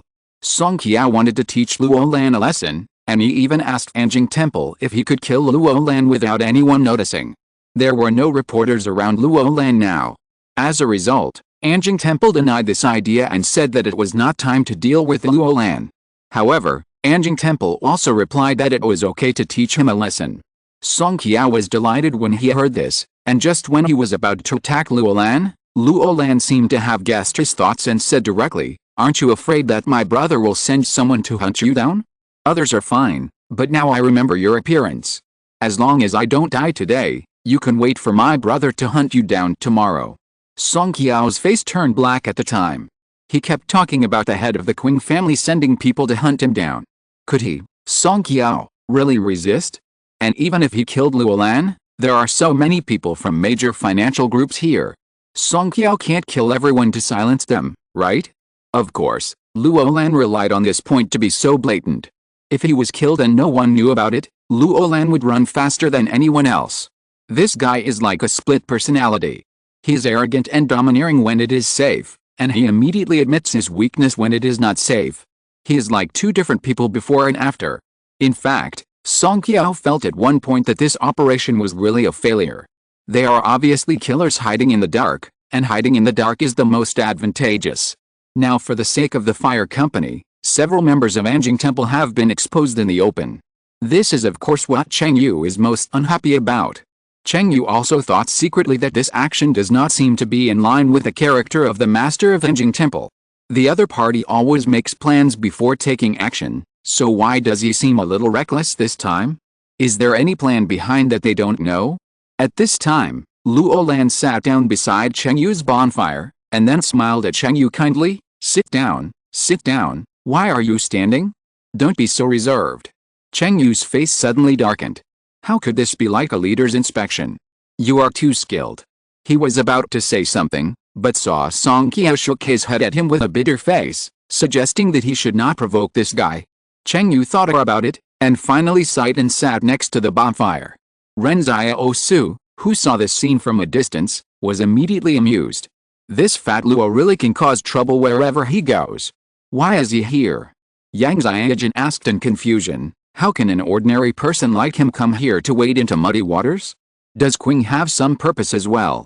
He has awakened and is now a transcendent, Ren Xiaosu explained in a low voice. I think Fatty Luo's purpose in coming here is very simple, just to stir up trouble. Qing hates both Hozhong and Anjing Temple, and they will definitely not miss this opportunity to disgust both families. And Luolan always said that he wanted to buy time for Qing Zhen, and he wanted to muddy the waters of the whole world. How could he miss such a good opportunity? I understand, Yang Xiaojin nodded. She didn't like the two brothers Luolan and Qing Zhen before, but now that the two are friends with Ren Xiaosu, she gradually doesn't hate them that much. Instead, after listening to some of Ren Xiaosu's stories, she thinks Luolan and Qing Zhen are quite righteous. In fact, Luolan was also very panicked on the way here. After all, he was going deep into the confidential area of Hozhong Company. He and Zhouqi were the only ones traveling together. Even though he was also a transcendent, he was still very panicked. What if the things in the Holy Mountain are too scary? What if someone is behind this? These are what Luolan is worried about. However, when he came here and saw Ren Xiaosu, there were only two words in his mind: save. Luolan had witnessed how Ren Xiaosu became a city destroyer since he was the weakest. What was he worried about when such a player came to the Holy Mountain? So Luolan became even more arrogant and domineering. He had someone to protect him. Who could do anything to him here? On Luolan's side, Zhouqi was also sitting beside the campfire, eating the food roasted on the campfire. Luolan was warming himself by the fire while saying to Cheng Yu, "Tell me about the situation here." Cheng Yu sneered, "Do you really take yourself seriously?" He couldn't help it just now. If Song Qiao hadn't winked at him, he would have started to scold him. Luolan, an ordinary person, why did you come to the Holy Mountain? Luolan looked at Cheng Yu seriously. Aren't you afraid that my brother will send someone to hunt you down? Song Qiao was looking gloomy on the side. He found that Fatty Luo only knew this sentence, but it was really useful. After Luolan came to the Central Plains, he first went to Zhou's family, then to Kong's family, and finally to Wang's family. As a result, he made trouble every day but nothing happened. Isn't it because Qing Zhen was still eyeing the Central Plains from the southwest? Cheng Yu's face was uncertain for a long time, and finally he said, "There are a total of 33 people on my side, and there is no loss of personnel. However, we encountered some creatures approaching the camp at night before, but they did not do anything to the camp. Luolan nodded. Is there anything else unusual? Or are there any more abnormal people mixed in the team? Cheng Yu thought to himself, aren't you the more abnormal person mixed in the team? He thought carefully for a long time, and he suddenly said, there really is one. As he said, Cheng Yu pointed at Ren Xiaosu to Luolan, this guy is very weird. On the way to the holy mountain, he not only skipped rubber rope with his companions, but also liked to sing nursery rhymes. Luolan glanced at Ren Xiaosu calmly. This answer was really a bit unexpected.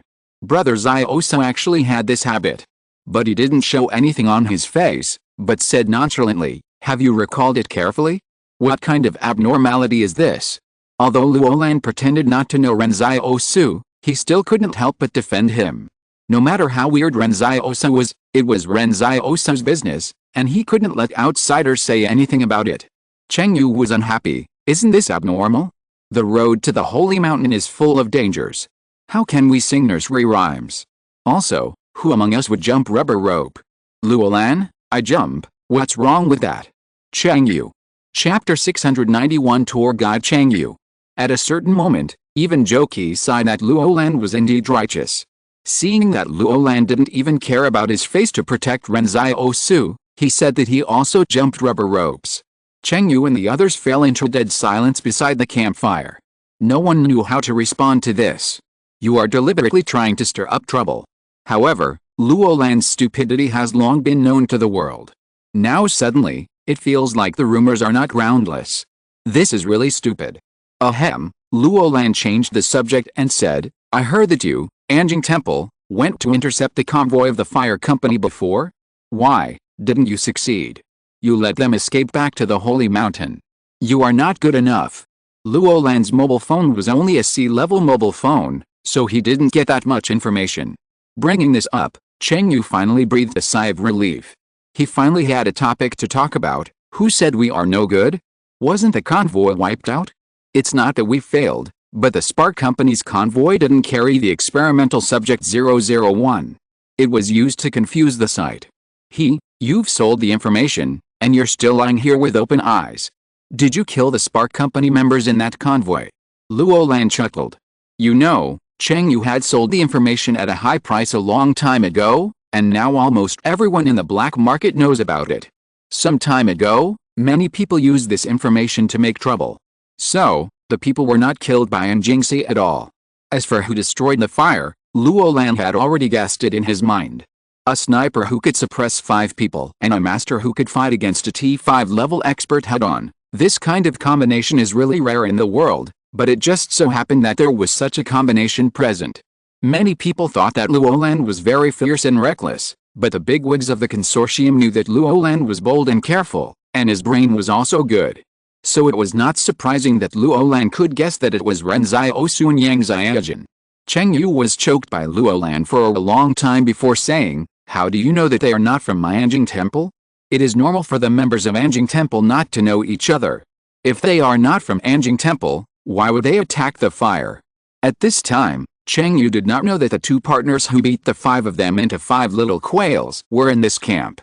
Luolan fell into deep thought after hearing this. Yes, why would Ren Xiaosu and Yang Xiaojun wade into this muddy water? He knew that no matter how many things Ren Xiaosu had been involved in, he was the kind of person who preferred to keep out of trouble. Why did he come to the holy mountain? The young man next to him suddenly asked Cheng Yu. I got the information that the man in the white mask killed T5 in 1 second when they met. Is this true? Cheng Yu was silent for a long time and sighed. It's true. If you saw it with your own eyes like I did, you would also feel that the other party is probably not the same kind of extraordinary person as us. Extraordinary people are all self-important, but facing such a huge gap in strength, Cheng Yu can only honestly admit that the other party is powerful. Then did they also come to the holy mountain? Asked the young man. I guess they should come, Cheng Yu said. Based on the previous situation, they should be heading for the number 001 experimental subject. With such strong strength, there is no reason for them not to come. I think they are very likely to be mixed in a certain team now, but I have confirmed with other people in Anjing Temple, and no one in the team has a sniper rifle, which is very strange. Maybe they are so strong that they don't need to travel with anyone. Ren Xiaosu and Yang Xiaojin are certainly not that strong yet. They are waiting in the camp to fish in troubled waters. At this time, Luo Lan stood up and waved his hand. Okay, there is no time to lose. We have already wasted most of the day. Let's continue to set off. As soon as the voice fell, everyone else in the camp stood up and began to pack up. Chang Yu looked at Luo Lan in astonishment. How could the other party take over his command so naturally? Luo Lan looked at Song Qiao. Tour guide, where are we going next? Song Qiao was in a bad mood. Who is the tour guide? Who is the tour guide? Do you really think you are here for tourism? He gnashed his teeth in his heart, thinking that you fat guy didn't know what was good for you and insisted on breaking into the holy mountain. I want to see if you can come out alive after entering. It just so happens that if Fatty Luo was killed by the fire company, then let Qingzhen take revenge on the fire company as much as he wants, which can also be regarded as helping Enjing Temple solve an old enemy. Just when everyone was packing up, no one noticed that a young man bent down and quietly carved a circle on a tree beside him. This guy was the young man who asked Ren Xiaosu what he was best at before, and he was also Wang Yun, who was expected to take over the entire intelligence system at the moment when Kong's was in full swing. After witnessing the death of his boss Kong Erdong, Wang Yun took the task and left Kong's, leaving the other two competitors to compete for the position of the head of the intelligence system, as if he was staying out of it. The two opponents were very happy to see him leave Kong's at this time, and even sent him a lot of people, and personally saw him off, wishing him a smooth trip to the holy mountain. When leaving, Wang Yun sneered inwardly. Kong Donghae, the head of the Kong family, was not someone who could be easily fooled. The position of the head of the intelligence system would definitely not be decided so quickly. Kong Donghae would observe for at least 3 months. When he returned to the Kong family with great achievements, I am afraid that his two competitors would not have time to cry. After Wang Yun carved the circle, he followed the team as if nothing had happened. After the team of more than 60 people left for a while, Lao Su, wearing a white mask, suddenly came to the place where Wang Yun carved the words. Wang Yun was originally the focus of Ren Xiaosu's observation. Before, he seemed to be packing up, but in fact, his attention had always been on Wang Yun and the others. Ren Xiaosu released Lao Su. Originally, he wanted to look for the uninvited guest at night outside the camp. Now he just happened to check what mark Wang Yun made. However, there was only a simple circle on the tree root, and no other information. Ren Xiaosu was a little confused. What does this circle mean? There is not even a clue. It is not easy to guess. Ren Xiaosu thought for a long time and finally decided not to care about it. He would destroy the mark first. Anyway, it was unclear whether this young man was an enemy or a friend, so if I interfered with his plan, I might get something unexpected. Thinking of this, Ren Xiaosu controlled Lao Su to draw a cross in the circle, and then hurried to the front of the team to scout the road. After experiencing many sudden disasters, Ren Xiaosu was now accustomed to using Lao Su to clear the way when walking in the wilderness. This habit was acquired at a real price. Ren Xiaosu once discovered an interesting phenomenon in the barrier. Some stray cats and dogs in the barrier would actually walk on the sidewalk. But if you think about it, you don't know how much they had to pay to learn it. Chapter 692, Wang Yun comes well prepared. Just 2 hours after Lao Su left the camping site, fully armed combat personnel suddenly entered the camp in the mountains. Deploy defenses, add firepower at 13 o'clock, someone commanded in the communication channel in the combat helmet. Shrink the formation, check the camp, and look for the marks left by the commander. In just 1 minute, the 200 people completed the deployment of hundreds of meters nearby. Some people organized a fire blockade line, and some people served as mobile troops, ready to provide fire support at any time. These 200 people are well known in the Kong family, and their reputation is outstanding. The Kong family intelligence department is divided into 1, 2 and 3 departments. The first department is responsible for internal affairs, the second department is responsible for external affairs, and the third department is responsible for overcoming difficulties and fighting hard battles. For example, picking someone up from another consortium's territory is the work of the third department. At the beginning, Wang Yun was in the third department, and the 200 or so men had already followed him at that time. Later, he was appreciated by Kong Erdong and transferred to the second department to be responsible for internal supervision of the consortium. He also slowly transferred these people there. As a result, these 200 people gradually got the nickname of Jinaiwai in the Kong family. After Wang Yun took the position of director of the 2nd Division, all these 200 people were taken to the 2nd Division as his direct descendants. It can be said that Wang Yun's promotion over the years is also due to these people. Each soldier is good at fighting and has strong individual abilities. Although these people are still soldiers, their ranks and salaries are very high. Occasionally, after Wang Yun is responsible for assassinating the target, the money left by the target will be distributed to everyone without leaving any. This time, Wang Yun attached great importance to the trip to the Holy Mountain, so he only brought his direct descendants to avoid outsiders from causing trouble for him. At this time, more than 200 people have completely controlled the camp where Ren Xiaosu and his team had stayed before. The chief officer of the Jinaiwai was in the camp, waiting for his soldiers to find the mark left by Wang Yun. They are all Wang Yun's direct descendants, and they are also the most elite pioneers in the field department of the Kong's intelligence system. In the past, they have carried out countless tasks such as beheading and infiltration. This time, Wang Yun suddenly took them away from the Kongs at a critical moment, which made the brothers a little puzzled.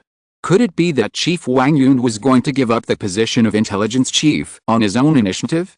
As a result, Wang Yun explained his plan, and everyone realized that Wang Yun had made plans long ago and wanted to use his achievements to get promoted. At this time, someone said in the communication channel, "Report, we found the mark left by Chief Wang Yun." The chief officer of the Jinaiwai walked over and said, "Are you sure it is Chief Wang Yun's mark?" "Yes, a bullet was dug out under the roots of the tree," the subordinate reported. Not only the mark on the tree, but also the bullet buried underground can be regarded as a means of double verification to avoid confusion with other people's marks. The chief officer of Jinaiwai walked to the tree, but he was stunned as soon as he saw the mark on the tree. "Draw a cross in the circle. Commander Wang Yun is asking us to retreat." The chief officer was a little confused. Is there any unexpected situation that is not suitable for us to take action? It may also be that Commander Wang Yun thinks that we are just ordinary people and cannot go any deeper. A subordinate also analyzed. It is said that the Holy Mountain is strange and dangerous. It is impossible to determine Commander Wang Yun's intention, but he is always sure of what he does. Since he asked us to retreat, let's retreat, the chief officer said. Let's retreat to a place 40 kilometers north of the black market and station there. After that, the combat unit retreated quickly like a tide, swift but orderly. At this time, Wang Yun, who was walking in the team, smiled. This time, he came prepared. Who was the person who was attacked? Cheng Yu asked Song Qiao. I don't know, Song Qiao shook his head, but he must be a member of the consortium. He should be an assistant to Transcendent in the team. He should not go to the toilet when he left the camp, but to pass on the news to the outside world, but he didn't expect to encounter an accident. It is said that the place of the incident is very close to the camp. Did he even have the opportunity to send out a call for help? Cheng Yu asked again. There was no sound at all, Song Qiao explained. I checked the wound, and there was nothing visible on the neck. Then you have to be careful, I suspect it will follow you, Cheng Yu said helplessly. He was very uncomfortable with this. This team had obviously been targeted by something, and the higher-ups asked them to merge the teams. Originally, his team was fine, but now they had to worry. Song Qiao guessed Cheng Yu's thoughts, and he smiled and said, it's a good thing for you to merge the teams. Your fighting ability is not strong. How can you return safely from the Holy Mountain with just your assistance? You know shit, Cheng Yu said unhappily. Wild beasts don't know how to distinguish illusions. They don't have the IQ. They will believe what they see. My ability may not work against many extraordinary people, but who among you is better than me at dealing with wild beasts? When it really comes to a dangerous moment, I guarantee that the wild beasts will not be able to find me even if they pass by me. You should worry about yourself. Song Qiao thought about it and it seemed to be the case. Cheng Yu's ability was not good for some smart people, but wild beasts had no ability to distinguish. He whispered, brother, if you really help me when it comes to life and death, you will definitely be rewarded. That's more like it, Cheng Yu laughed. But just as the two were chatting, there was a roar of wild beasts in front of them, and everyone in the team stopped at the same time and became alert. Cheng Yu and Song Qiao looked at each other and rushed to the source of the sound. Neither of them was a coward, and cowards wouldn't come to such a place. Instead of shrinking back, they should go and see what happened. Of course, someone rushed faster than them. Luo Lan was originally walking on the mountain road breathlessly, but he rushed out immediately after hearing the noise. He was not afraid at all, because Ren Xiaosu was right behind him. What was there for him to be afraid of? When someone took the lead, everyone else followed. Yang Xiaojun asked, "Can you tell what it was?" "It's a big fox," Ren Xiaosu said nonchalantly. "It's already dead. I didn't expect it to be so fast. I almost let it run away." Yang Xiaojun suddenly realized that it was Ren Xiaosu who made the noise. When Cheng Yu and others arrived at the scene, only the body of the fox was left on the ground. The fox's spine was broken by someone, and the means were extremely violent. Cheng Yu frowned. "Isn't this the thing that attacked your team members?" "It's possible," Song Qiao said, and he took a dagger and cut open the fox's abdomen, and saw that the colorful internal organs inside fell out. The assistant next to Song Qiao didn't mind the dirtiness either. After a quick check, he confirmed, there are still undigested human organs in its stomach. "It's this one." "But who killed it?" After getting the definite answer, Cheng Yu was not relieved, but became even more worried. Chapter 693, The Waves Have Not Been Settled. In everyone's opinion, if the beasts in the Holy Mountain are just like the fox in front of them, becoming bigger, more cunning, and more powerful, then there is actually no need to worry about this trip to the Holy Mountain. They are most afraid of some weird and unknown things, so when they don't know who the enemy is, they will have a little fear in their hearts. But when the mysterious unknown becomes known, the fear will slowly dissipate. You must know that after the two teams merged, there are quite a few extraordinary people mixed in.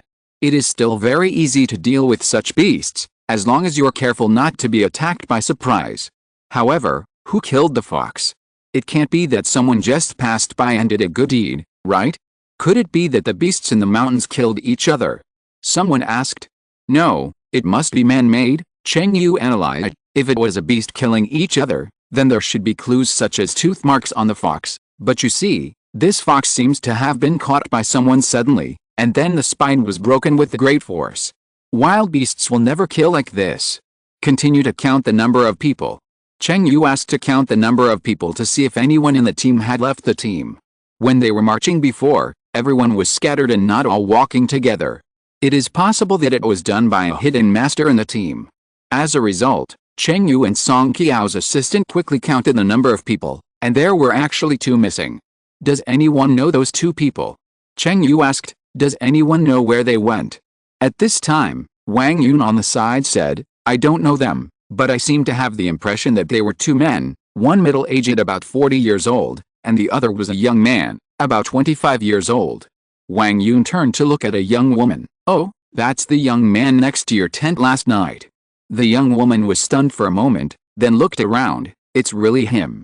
At this time, everyone looked at Wang Yun. This guy's memory made everyone secretly shocked. He remembered everyone so clearly.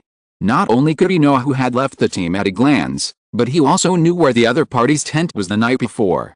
This is not something that ordinary people can do.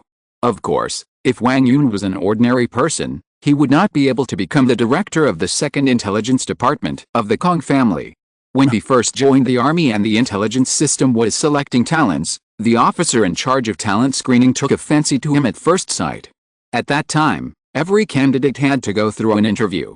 After Wang Yun entered the interview room, the officer asked him the first question, how many people did you meet when you came to this interview room just now? Wang Yun, 7. What color clothes are they wearing? 2 blue, 5 black. How many moles did the third person you met have on his face? 6. So, as soon as Wang Yun entered the intelligence system, he was noticed by many people.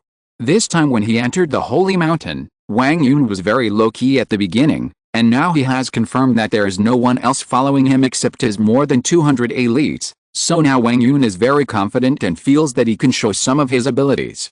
Cheng Yu looked at Wang Yun and said, you have such a good memory, so you should remember where they went. Were they the ones who just killed the fox?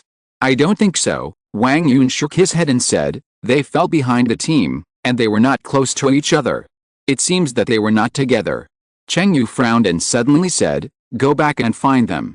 Cheng Yu went back to the direction he had just gone, but after walking a few hundred meters, he saw the middle-aged man Wang Yun had mentioned lying in a pool of blood, with his neck bloody.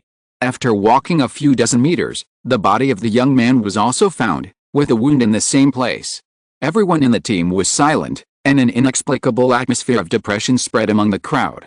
When they saw the body of the fox, everyone thought they had found the real murderer, and the breath they had just let out was instantly lifted again.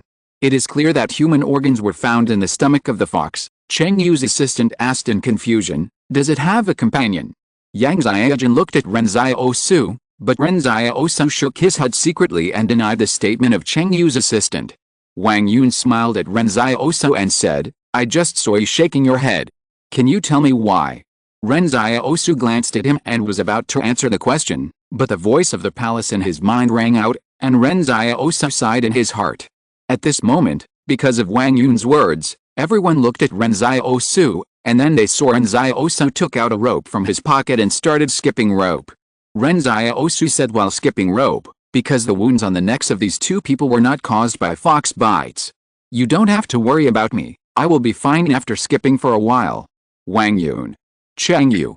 Originally, Wang Yun wanted to ask something else, but Ren Xiaosu's operation made him lose his emotions. "You can answer the question, why did you suddenly jump up?" Question mark.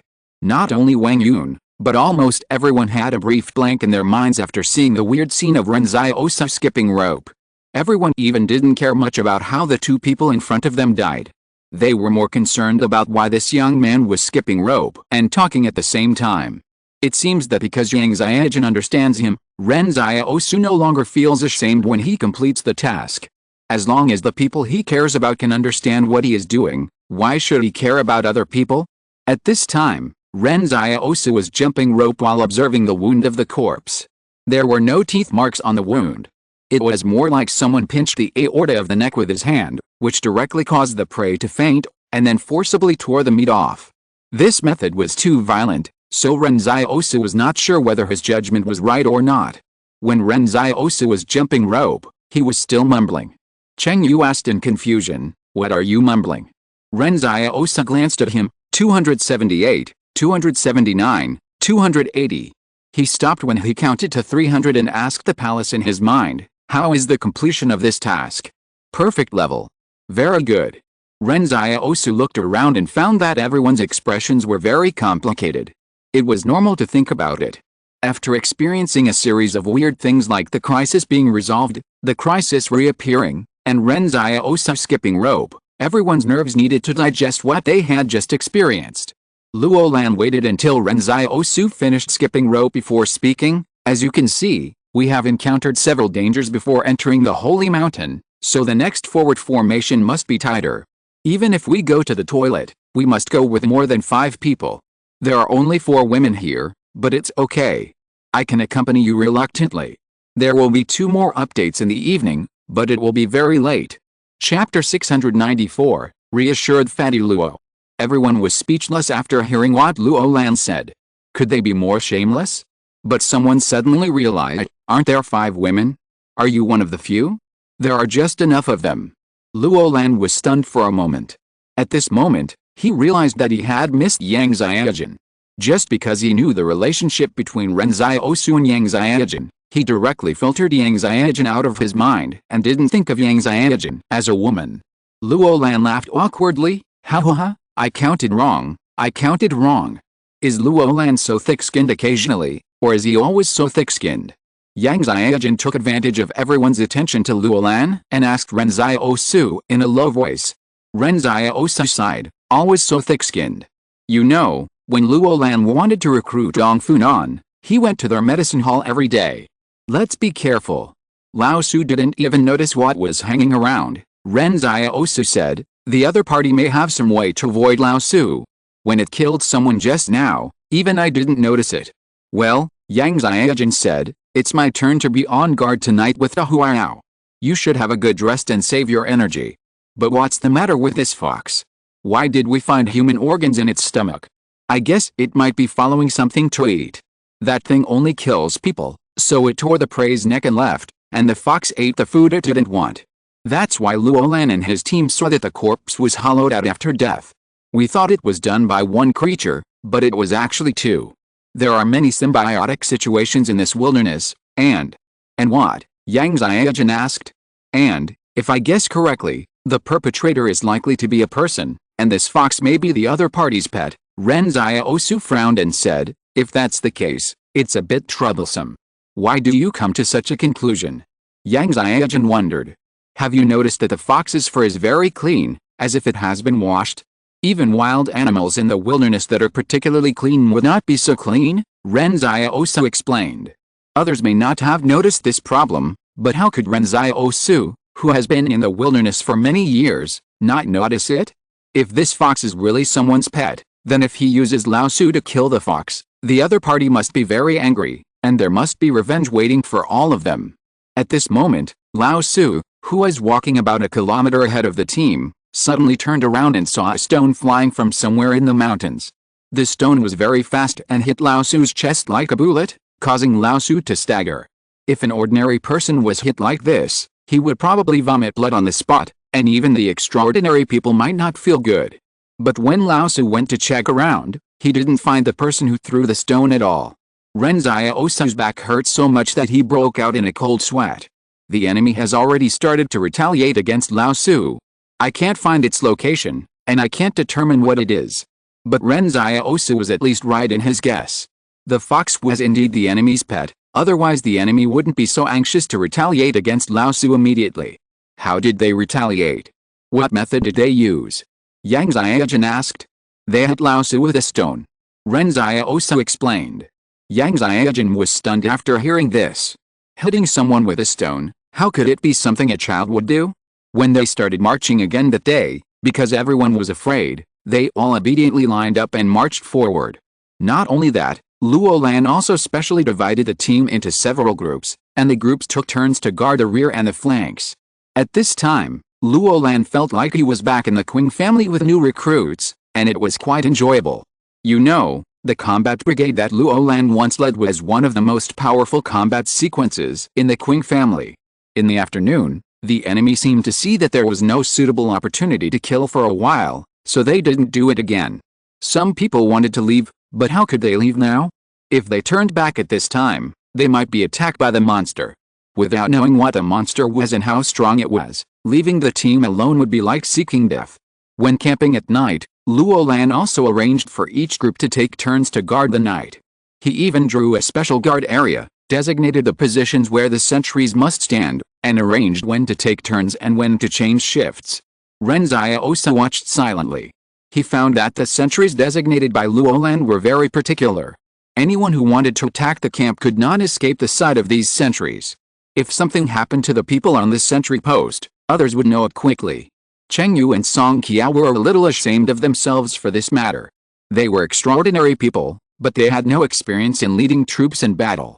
Maybe they could kill people, but when it came to organizational and coordination skills, they were far behind Luo Lan. Sometimes, Luo Lan's outward appearance makes it easy for people to overlook his talent. A long time ago, someone in the Qing family mentioned that Luo Lan might be more suitable to be a shadow than Qing Zhen. Later, because Luo Lan was just an illegitimate child, no one mentioned it again. After arranging the night watch, Luo Lan swaggered back to his campfire and fell asleep. Cheng Yu quickly stopped him. Don't you want to discuss how to deal with the thing that attacked us? Luo Lan looked at him strangely. This is your business, what does it have to do with me? After that, Luo Lan ignored Cheng Yu and went to sleep directly. Cheng Yu looked at Fatty Luo and felt a little toothache.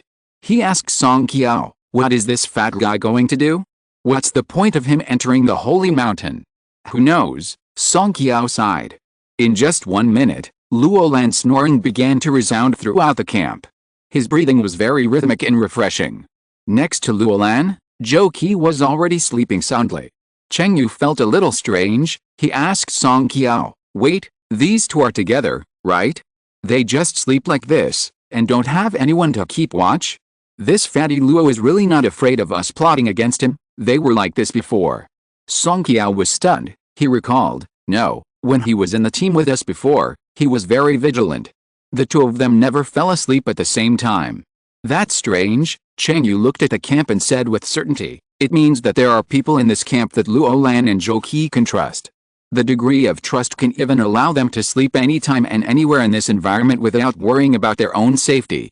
Only Luo Lan believes that no one can kill him here, So he dares to sleep like this.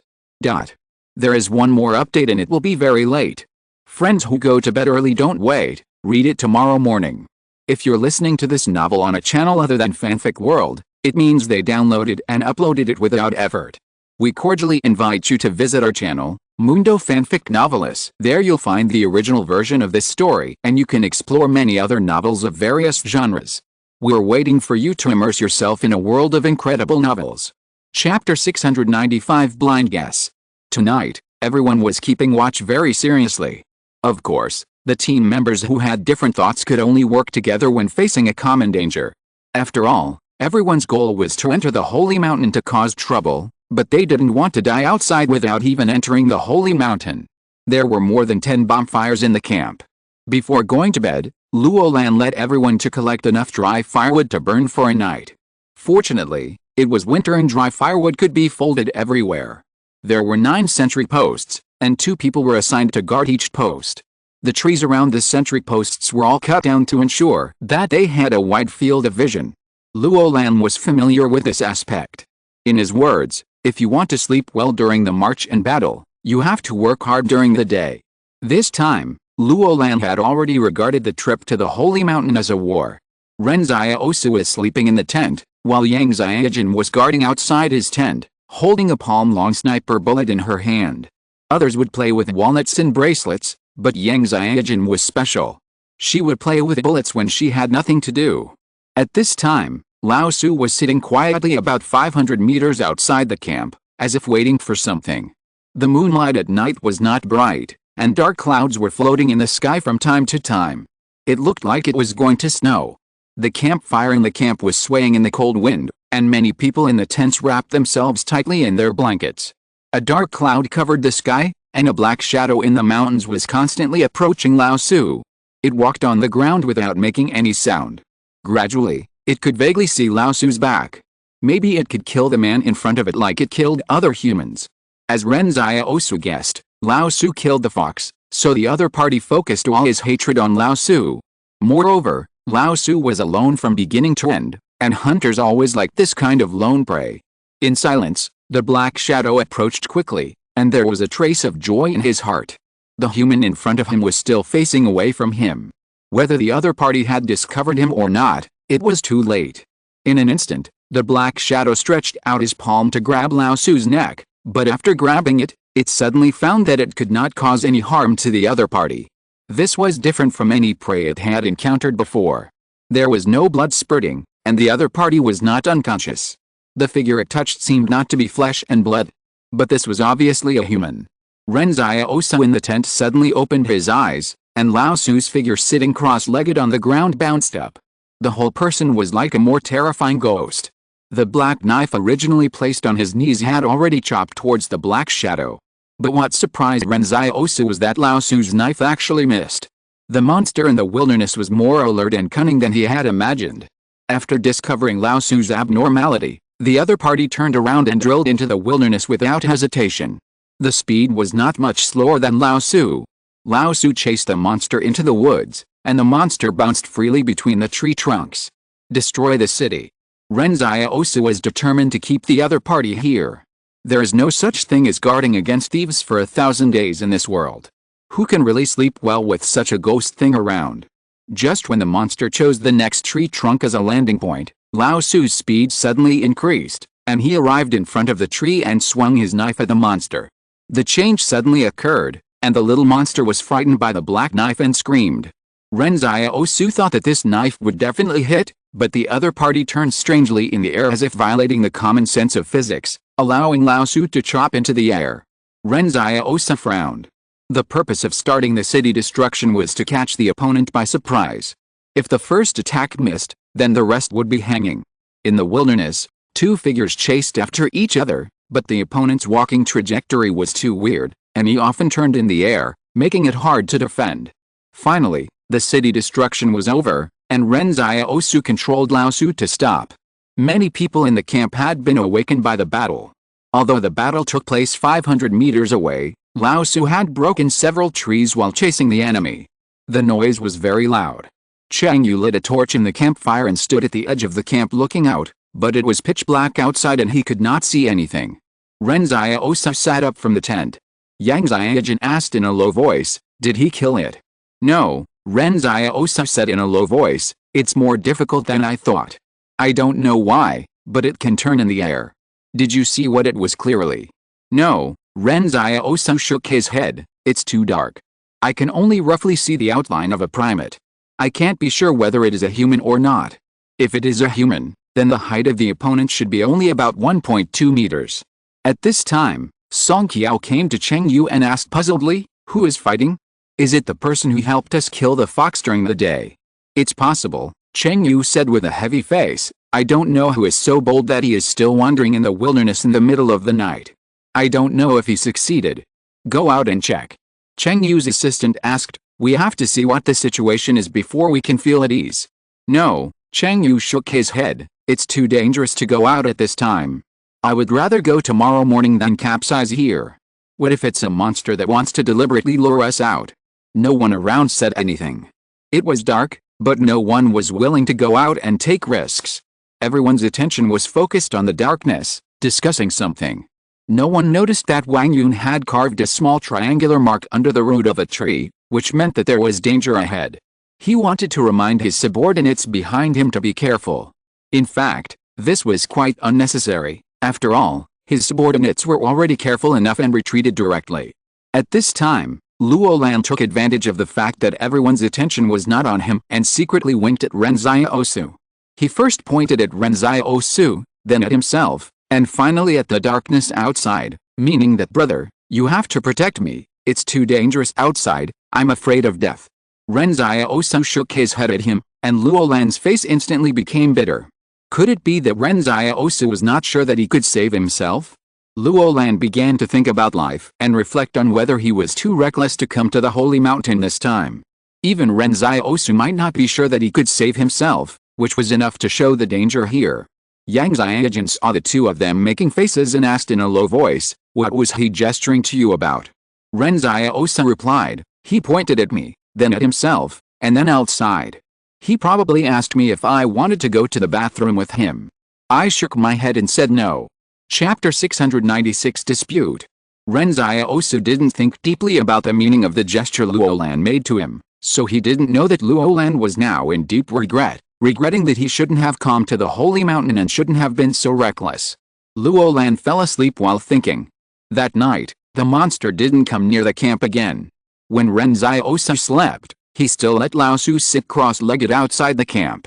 As long as any creature attacked Lao Su, he could immediately sense it through pain. Although he couldn't control Lao Su when he slept, Lao Su, who was alone in the wilderness, was like a bait. If the enemy was a wild beast, who would it attack? It certainly wouldn't be a camp with dozens of people. After this battle, everyone in the camp could only hear the movement, but couldn't know the situation outside, which caused everyone to suffer from insomnia again. Cheng Yu suddenly sighed that he hadn't slept a good night's sleep on the way to the holy mountain. He sat outside the tent, letting the flickering campfire make his cheeks red. Song Qiao held a cup of hot water and sat next to him while warming her hands. "What are you thinking about?" "I'm thinking about whether we can get out of the holy mountain alive," Cheng Yu said calmly. What's the use of thinking about this?" Song Qiao laughed. "Have you ever thought that maybe the one in Anjing Temple doesn't care whether we can survive or not?" Cheng Yu glanced at him and said, "I haven't thought about it." Song Qiao listened to the snoring in his ears.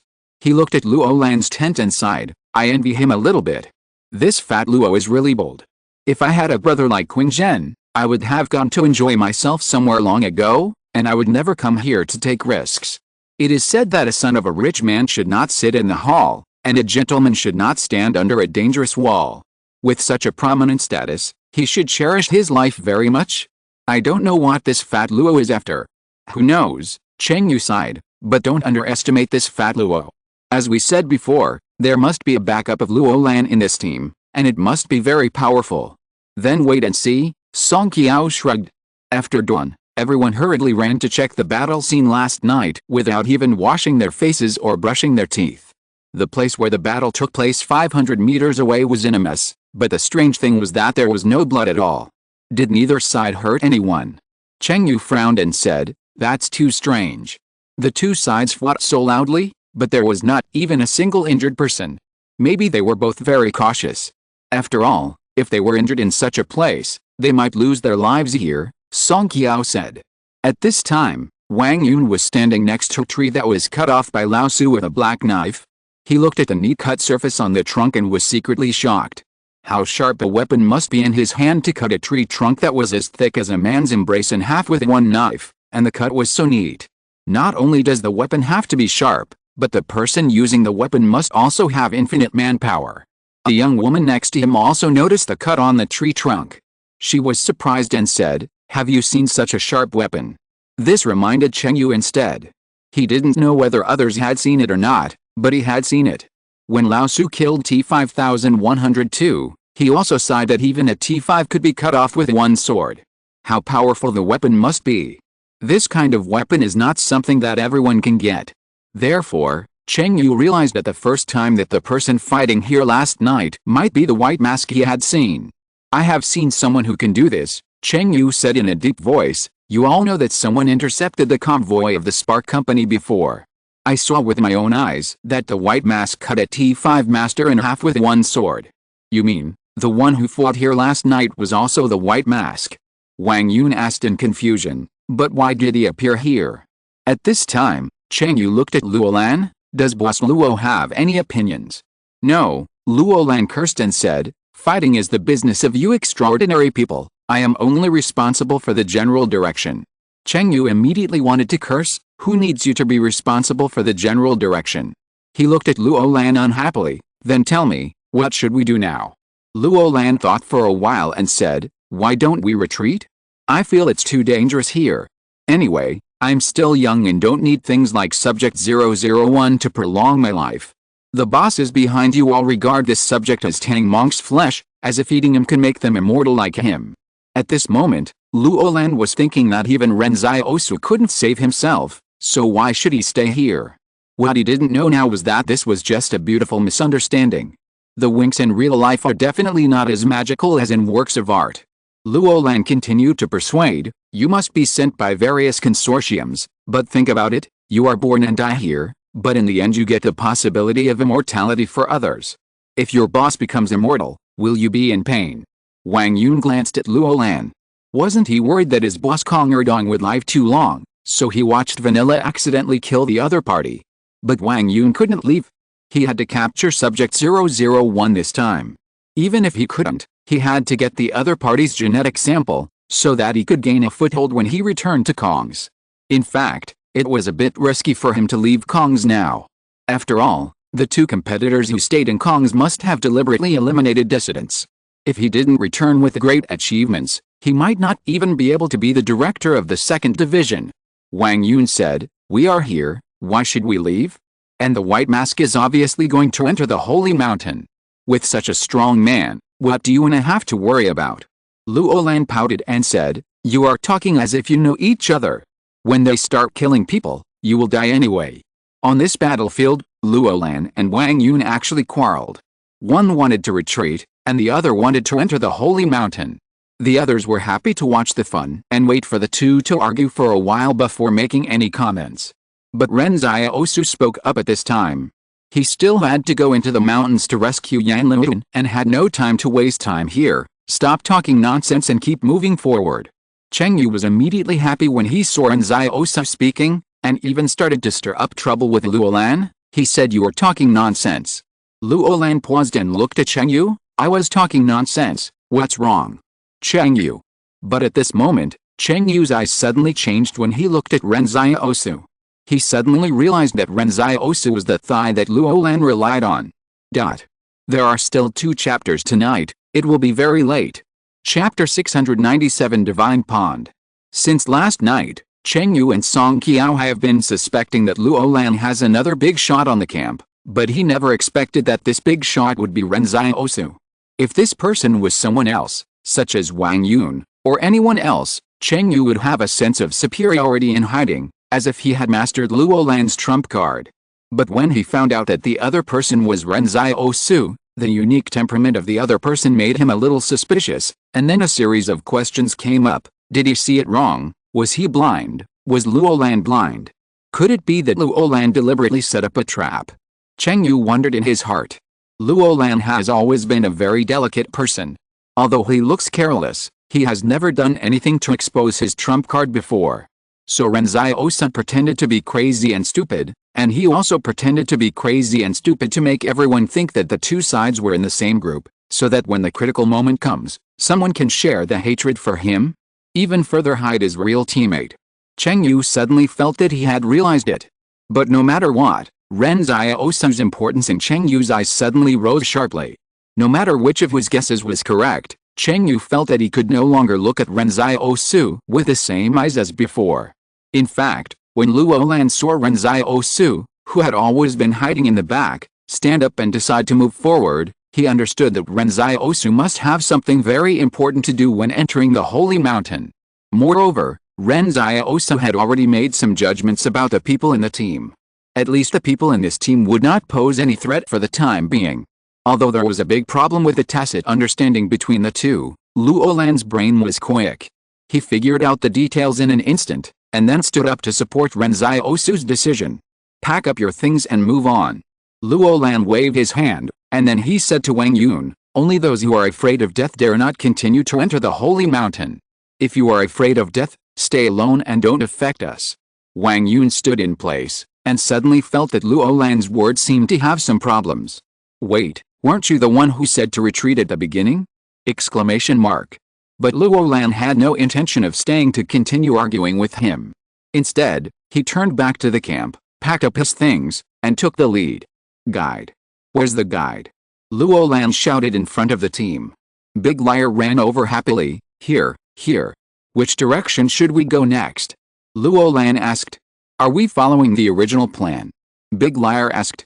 Yes, we will continue to move forward according to the original plan, Luolan said. That means we will go to Shenqi Mountain. In recent years, Big Liar has been to the outer periphery of the Holy Mountain, and the farthest place he has been to is Shenqi Mountain. This is not a name given by someone after the disaster, but there is a stone wall in the mountain with the words Shenqi carved on it. According to the name of the mountain, there should be a pool of Shenqi in the mountain, but Big Liar has been to Shenqi Mountain twice and has never seen the so-called Shenqi. On the contrary, Shenqi Mountain is always foggy and the air is extremely humid. Last year, Big Liar stayed in Shenqi Mountain for 4 days, and it turned out that there was heavy fog on 3 of the 4 days. The Big Liar said, if you want to pass Shenqi Mountain together without getting lost, you have to walk closer to me, otherwise the fog will make you dizzy. If you get lost in the mountain, you will fall behind. A person next to him asked, will we never get out? That won't happen, said the Big Liar. The fog in Shenqi Mountain will always dissipate. I was lost for 3 days when I came here before, and then on the 4th day, the fog dissipated and I rushed out of the mountain.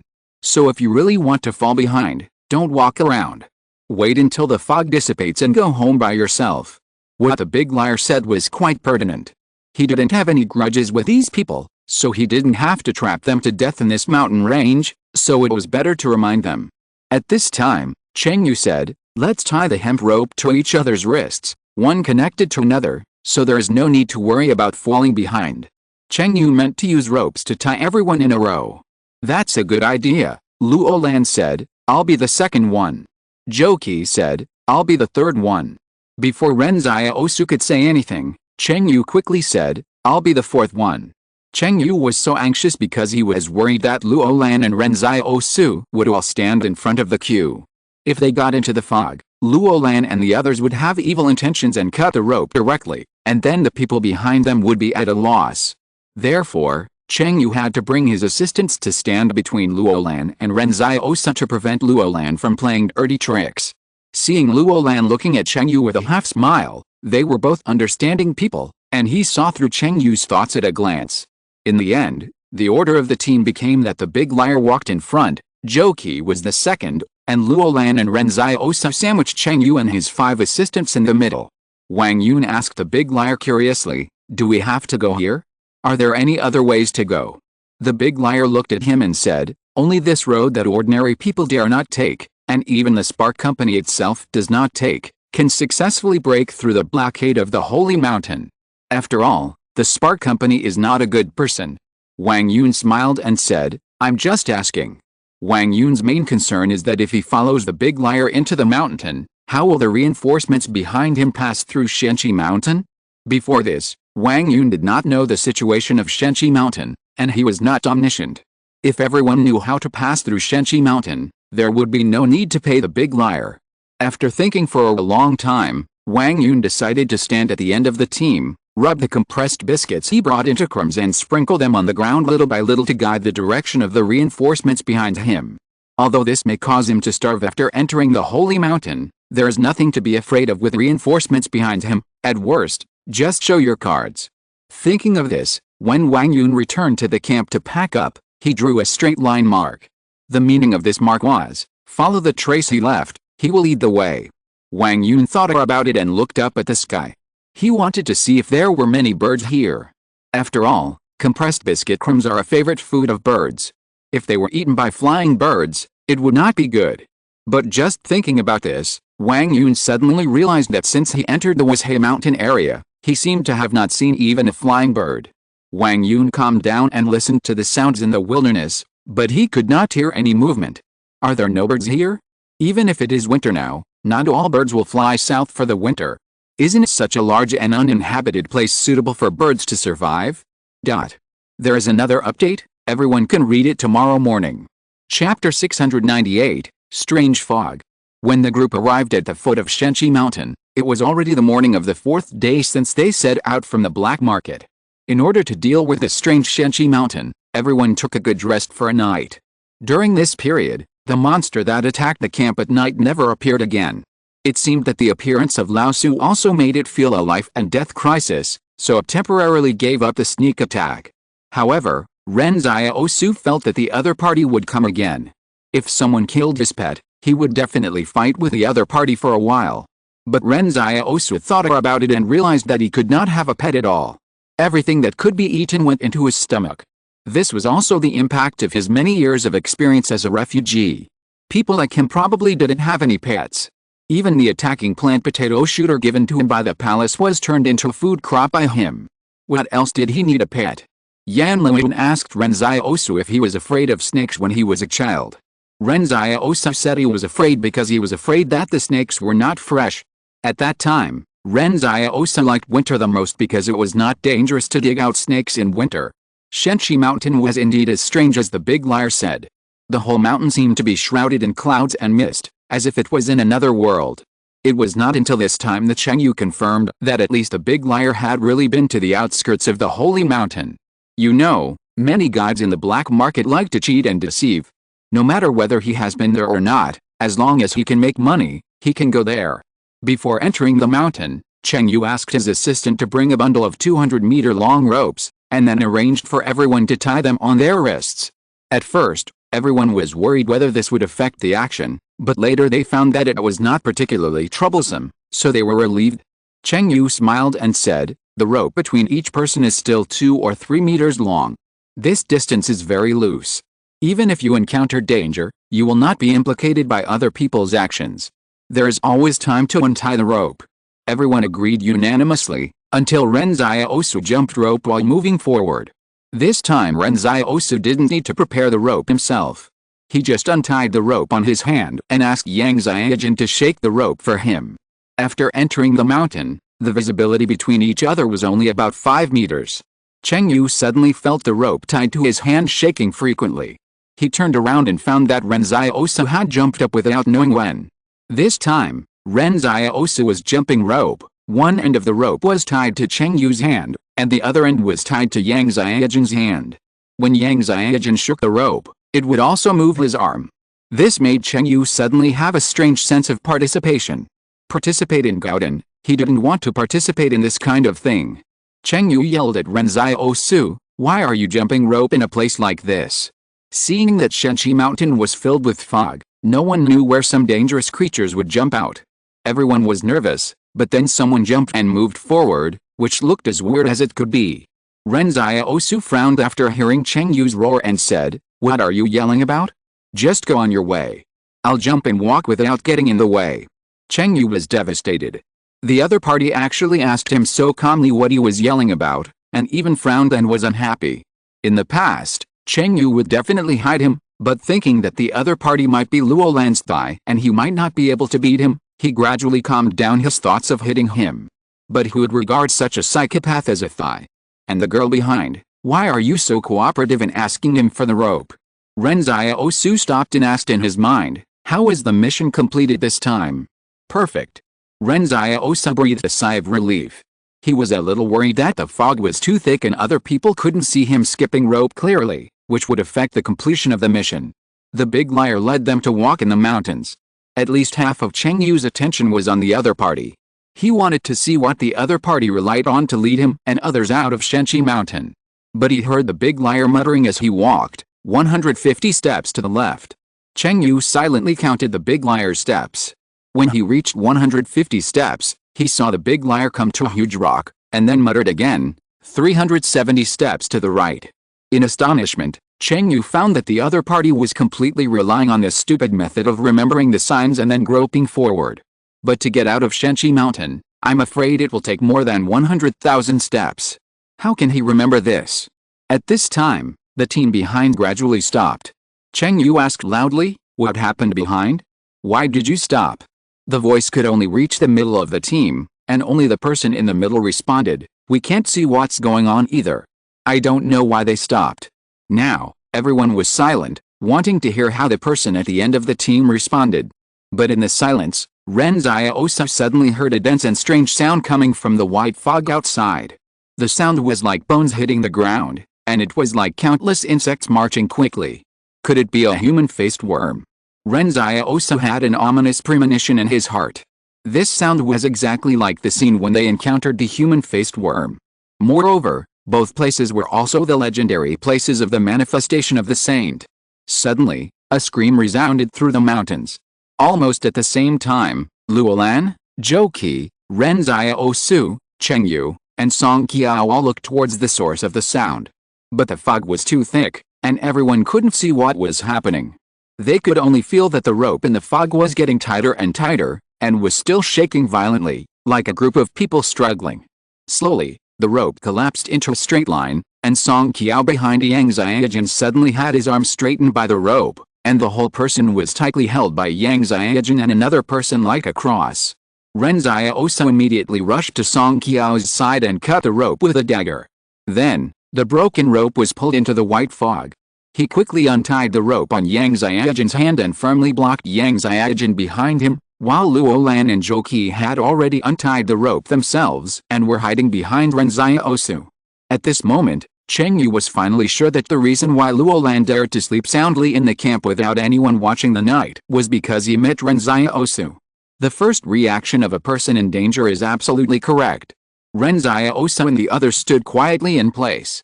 From time to time, sad roars and screams were heard in the white fog, and inexplicable light and shadows appeared vaguely in the white fog. There are extraordinary people fighting, Cheng Yu said. However, no one of the remaining 10 people wanted to rescue them. They were a team with their own ulterior motives. Who would be willing to dive into the fog to save others at this time? Only Song Qiao was more anxious because his assistant was in the fog. Chapter 699, Tarantula. Save people. Song Qiao asked somewhat feebly. As he imagined, no one answered. At this time, the only people around him were Hu Ao, Ren Xiaosu, Yang Xiaojun, Luo Lan, Zhou Qi, Cheng Yu and his 5 assistants. No one here seemed kind-hearted. Although Song Qiao and Cheng Yu belonged to the same Anjing temple, Cheng Yu might not save Song Qiao even if he himself got into trouble, let alone his assistant. What the hell is this thing? Hu Ao asked in a low voice. I have never seen this thing before I came here. Cheng Yu believed what Hu Ao said. After all, the monsters in the wilderness would not recognize people. If Hu Ao had encountered this thing when he came here earlier, he would have died long ago. What should we do now? Run. Luo Lan asked behind Ren Xiaosu. Cheng Yu turned around and found that Luo Lan did not even look at anyone else, only at Ren Xiaosu. At this moment, the monsters seemed to be held back by some extraordinary people. It was a good time for them to run away. But Ren Xiaosu said calmly, don't be impulsive, the fog here is too thick. Instead of rushing around, it's better to wait and see. We are not small in number, and there are many extraordinary people in the team. We may not be unable to defeat this monster in the fog. As soon as the voice fell, Song Qiao was suddenly surprised to find a figure flashing in the fog in front of him, but the opponent did not break out of the battlefield, but seemed to rush from the front of them and plunged into the battlefield. Wait, who is this person? Song Qiao looked at the other person's figure and didn't remember anyone in the team wearing such clothes. It's a white mask. Cheng Yu exclaimed, why did he suddenly come here? It seems that the person who cut down trees and fought monsters in the wilderness before was really him. Song Qiao was doubtful. Are you sure you didn't see it wrong? It must be right. The clothes he wore were the same as the last time I saw him, Cheng Yu said. I don't know why he didn't change his clothes. Ren Xiaosu glanced at Cheng Yu speechlessly, thinking that your focus was too abnormal. He didn't need to change any clothes for Lao Su. After all, this outfit has become Lao Su's symbol. Lao Su was originally used to take the blame. Ren Xiaosu was afraid that others would not recognize Lao Su. Just now, Luo Lan suggested that they wanted to leave, but Ren Xiaosu decided to stay because Lao Su in front was on his way back. No matter what the monster is, you have to take a look before leaving. If you encounter danger, just escape. There will be more dangers in the future. Don't enter the Holy Mountain at all. If you want to survive in the Holy Mountain, you must first understand what is here. Moreover, there are so many extraordinary people in this team. After entering the Holy Mountain, they are all Ren Xiaosu's helpers. If these people die Shenqi Mountain, who'll help him cover in the future? In short, Ren Xiaosu can't let these people die too easily. At least they have to enter the Holy Mountain before they die. Even if he can't kill the monsters, he can use Lao Su to attract firepower and help them escape. However, Ren Xiaosu was overthinking. After he controlled Lao Su to enter the battlefield, he found that the teammates behind him were not seriously injured. All the extraordinary people were still supporting and killing the attacking monsters. At this time, there was a sound of wind behind Lao Su. Ren Xiaosu controlled Lao Su to turn around and fight, but was stunned for a moment. What came out of the white fog was actually a huge spider, more than half a person tall, covered with fluff. But the spider in front of him was rarely seen in the Central Plains. Ren Xiaosu recalled the popular science he saw in the library of Barrier number 88, trying to find the species comparison before the disaster. Tarantula? Popular science says that this thing could prey on birds, frogs, and lizards before the disaster, which is terrifying. But aren't tarantulas in the tropics? How could they appear here? You know, they are now in the northern temperate zone. This is probably related to the fire company. Ren Xiaosu thinks that it is not simple for these tarantulas to appear in Shenqi Mountain. No wonder Ren Xiaosu found that after entering the mountain, it was rare to see birds from the Wuzhe Mountain area. Even if birds have mutated, they are still afraid of natural enemies like tarantulas. More and more tarantulas appeared in the vision filled with white fog. Ren Xiaosu directly controlled Lao Su to kill towards the center of the battlefield. Cheng Yu and others stood in place to guard. They heard someone shouting spiders in the white fog, and then began to exclaim white masks. As Lao Su entered the battlefield, the screams became less and less. The large number of tarantulas in the white fog seemed to have discovered Lao Su's power, and began to give up other prey and turn to besiege Lao Su, which gave others a little breathing space. Ren Xiaosu frowned. This tarantula would spit out white silk to bind its prey. It was easy to hide with 1 or 2 spiders, but if there were too many, Lao Su would not be able to move. If Lao Su was wrapped in too many spider silks, his fighting ability would be greatly reduced. Thinking of this, Ren Xiaosu controlled Lao Su to take out a grenade from his pocket and blew it up everywhere. No matter how powerful the tarantula was, it could not withstand the power of this grenade. Facing the tricky Lao Su, the tarantula tribe actually began to retreat. Why do I always feel that this white mask is strolling around us? Cheng Yu was a little confused. Before, I thought he was here to seize the number 001 experimental subject, but now it seems that he is more like protecting someone. As he said that, Cheng Yu looked at Luo Lan and others in doubt. Was he protecting Luo Lan? Or was he protecting someone else? Luo Lan glanced at him. Why are you looking at me? If I had a bodyguard like this, I would have beaten up your Anjing temple long ago. Cheng Yu's face suddenly turned black. Can you not speak so bluntly about everyone's contradictions? In fact, Luo Lan didn't know about Lao Su's existence. When he heard that the white mask and the sniper had killed the spark, he thought it was Ren Xiaosu.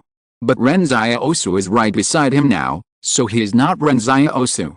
Cheng Yu recalled that the white mask appeared at Barrier 74, Barrier 73, and Luocheng, and it seemed that he had no intersection with Luolan.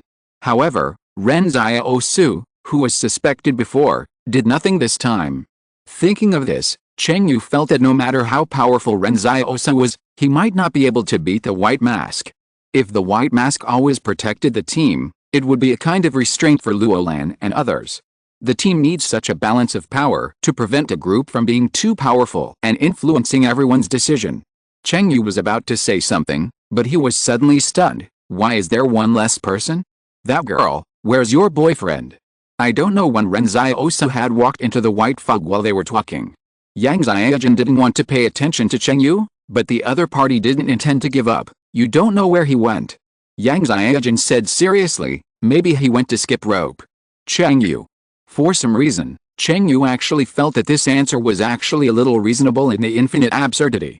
Chapter 700 Monster in the Mountain. Yang Xiaojun certainly knew what Ren Xiaosu was doing, but how could she tell Cheng Yu?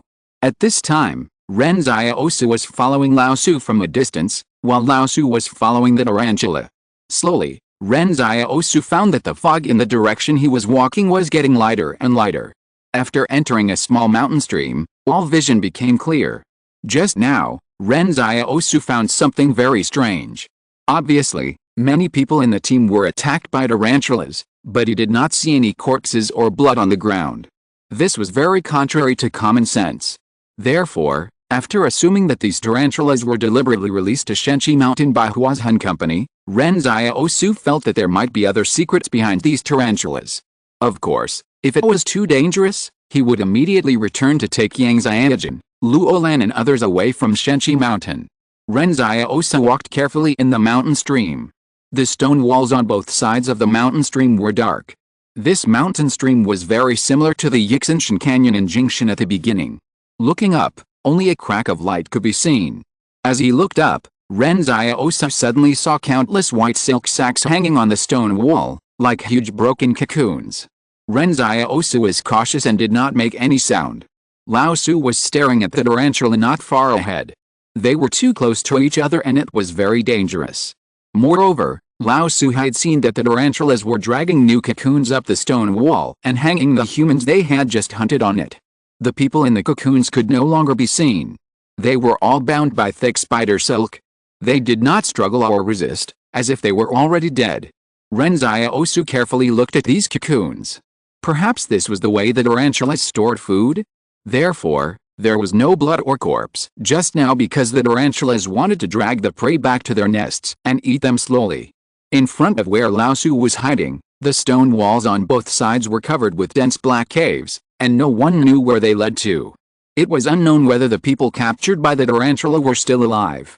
Ren Xiaosu did not plan to risk saving them. He had just roughly counted them and there were probably hundreds of tarantulas here. Wild animals in the wilderness have the habit of protecting their food. The tarantulas seemed to be not much different from wild animals.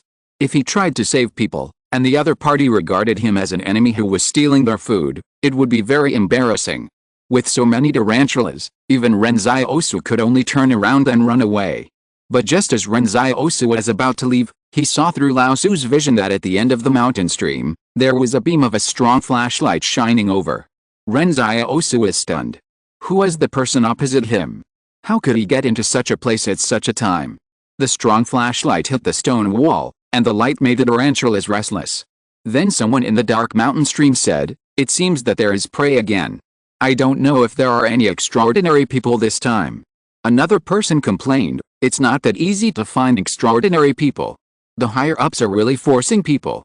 I heard that a team of people from Washai Mountain came in. Maybe there will be gains today." Ren Xiaosu listened quietly to the other party's conversation. The other party was clearly from the fire company, and these tarantulas were probably raised here by the other party for their hunting. Ren Xiaosu had a doubt before. Anjing Temple issued an order to kill the fire company, and later organized a large number of people to go to the holy mountain. Why didn't the fire company fight back and let them come in? Now Ren Xiaosu had a vague guess that perhaps the fire company also wanted to take this opportunity to collect the genes of extraordinary people. Outside the holy mountain, the fire company would have to spend a lot of effort to capture an extraordinary person, and it might also suffer losses on other people's territory. But inside the Holy Mountain, it is the home court of the fire company. At barrier number 73, Anjing Temple and Spark Company were calculating against each other. Both sides' schemes were not inferior. Spark even used tunnel pits to kill many masters of the underground world. This time, it was reasonable for Spark Company to use strategies to counter Anjing Temple and the extraordinary people of various consortiums. But he didn't understand. This tarantula couldn't communicate with humans, right? Why did the 5 people on the other side dare to come here and compete with the tarantula for food? Ren Xiaosu and Lao Su waited quietly, wanting to watch the other side's methods. After the tarantulas felt a strong light and threat, they crawled towards the 5 people of Spark Company. The black tarantulas on the stone wall were covered with fluff, and Ren Xiaosu had a little intensive phobia when he saw them so densely packed. Suddenly, he saw through Lao Su that the people from the fire company actually took out a black box from their backpacks. A harsh sound echoed in the mountain stream. After hearing this sound, the tarantulas stopped rushing towards them and hid in the black holes on the stone wall like a tide. They disappeared in a blink of an eye. Ren Xiaosu was shocked. The fire company had a way to restrain the tarantulas. The sound emitted by the black box was fine for humans, but the tarantulas instinctively rejected and feared it. But he heard the people from the fire company laughing. These spiders really don't have a long memory. How can we let them out without studying their genes thoroughly? Stop talking nonsense. Take the prey away quickly, said a member of the fire company. Wait, there's someone. Someone was particularly sharp-eyed and saw Lao Su's figure in the dim light and hundreds of meters away. Who's there? The people from the fire company said sternly. With a bang, the 5 people drew their swords from their waists. Ren Xiaosu thought about it and decided to leave directly. He had already obtained a lot of information. There was no need to get entangled with the people from Huazhen. What if those spiders came out again? But just as he was about to leave, the palace suddenly spoke. Ren Xiaosu's face darkened. Why did they issue the task at this time when they didn't issue it earlier? The members of Huazhen Company on the opposite side approached little by little. They made tactical gestures to each other and wanted to chase them in a fan shape. But before they took 2 steps, they heard a strange sound. Then, they saw Ren Xiaosu approaching slowly while skipping rope and singing a nursery rhyme. Let's row the oars.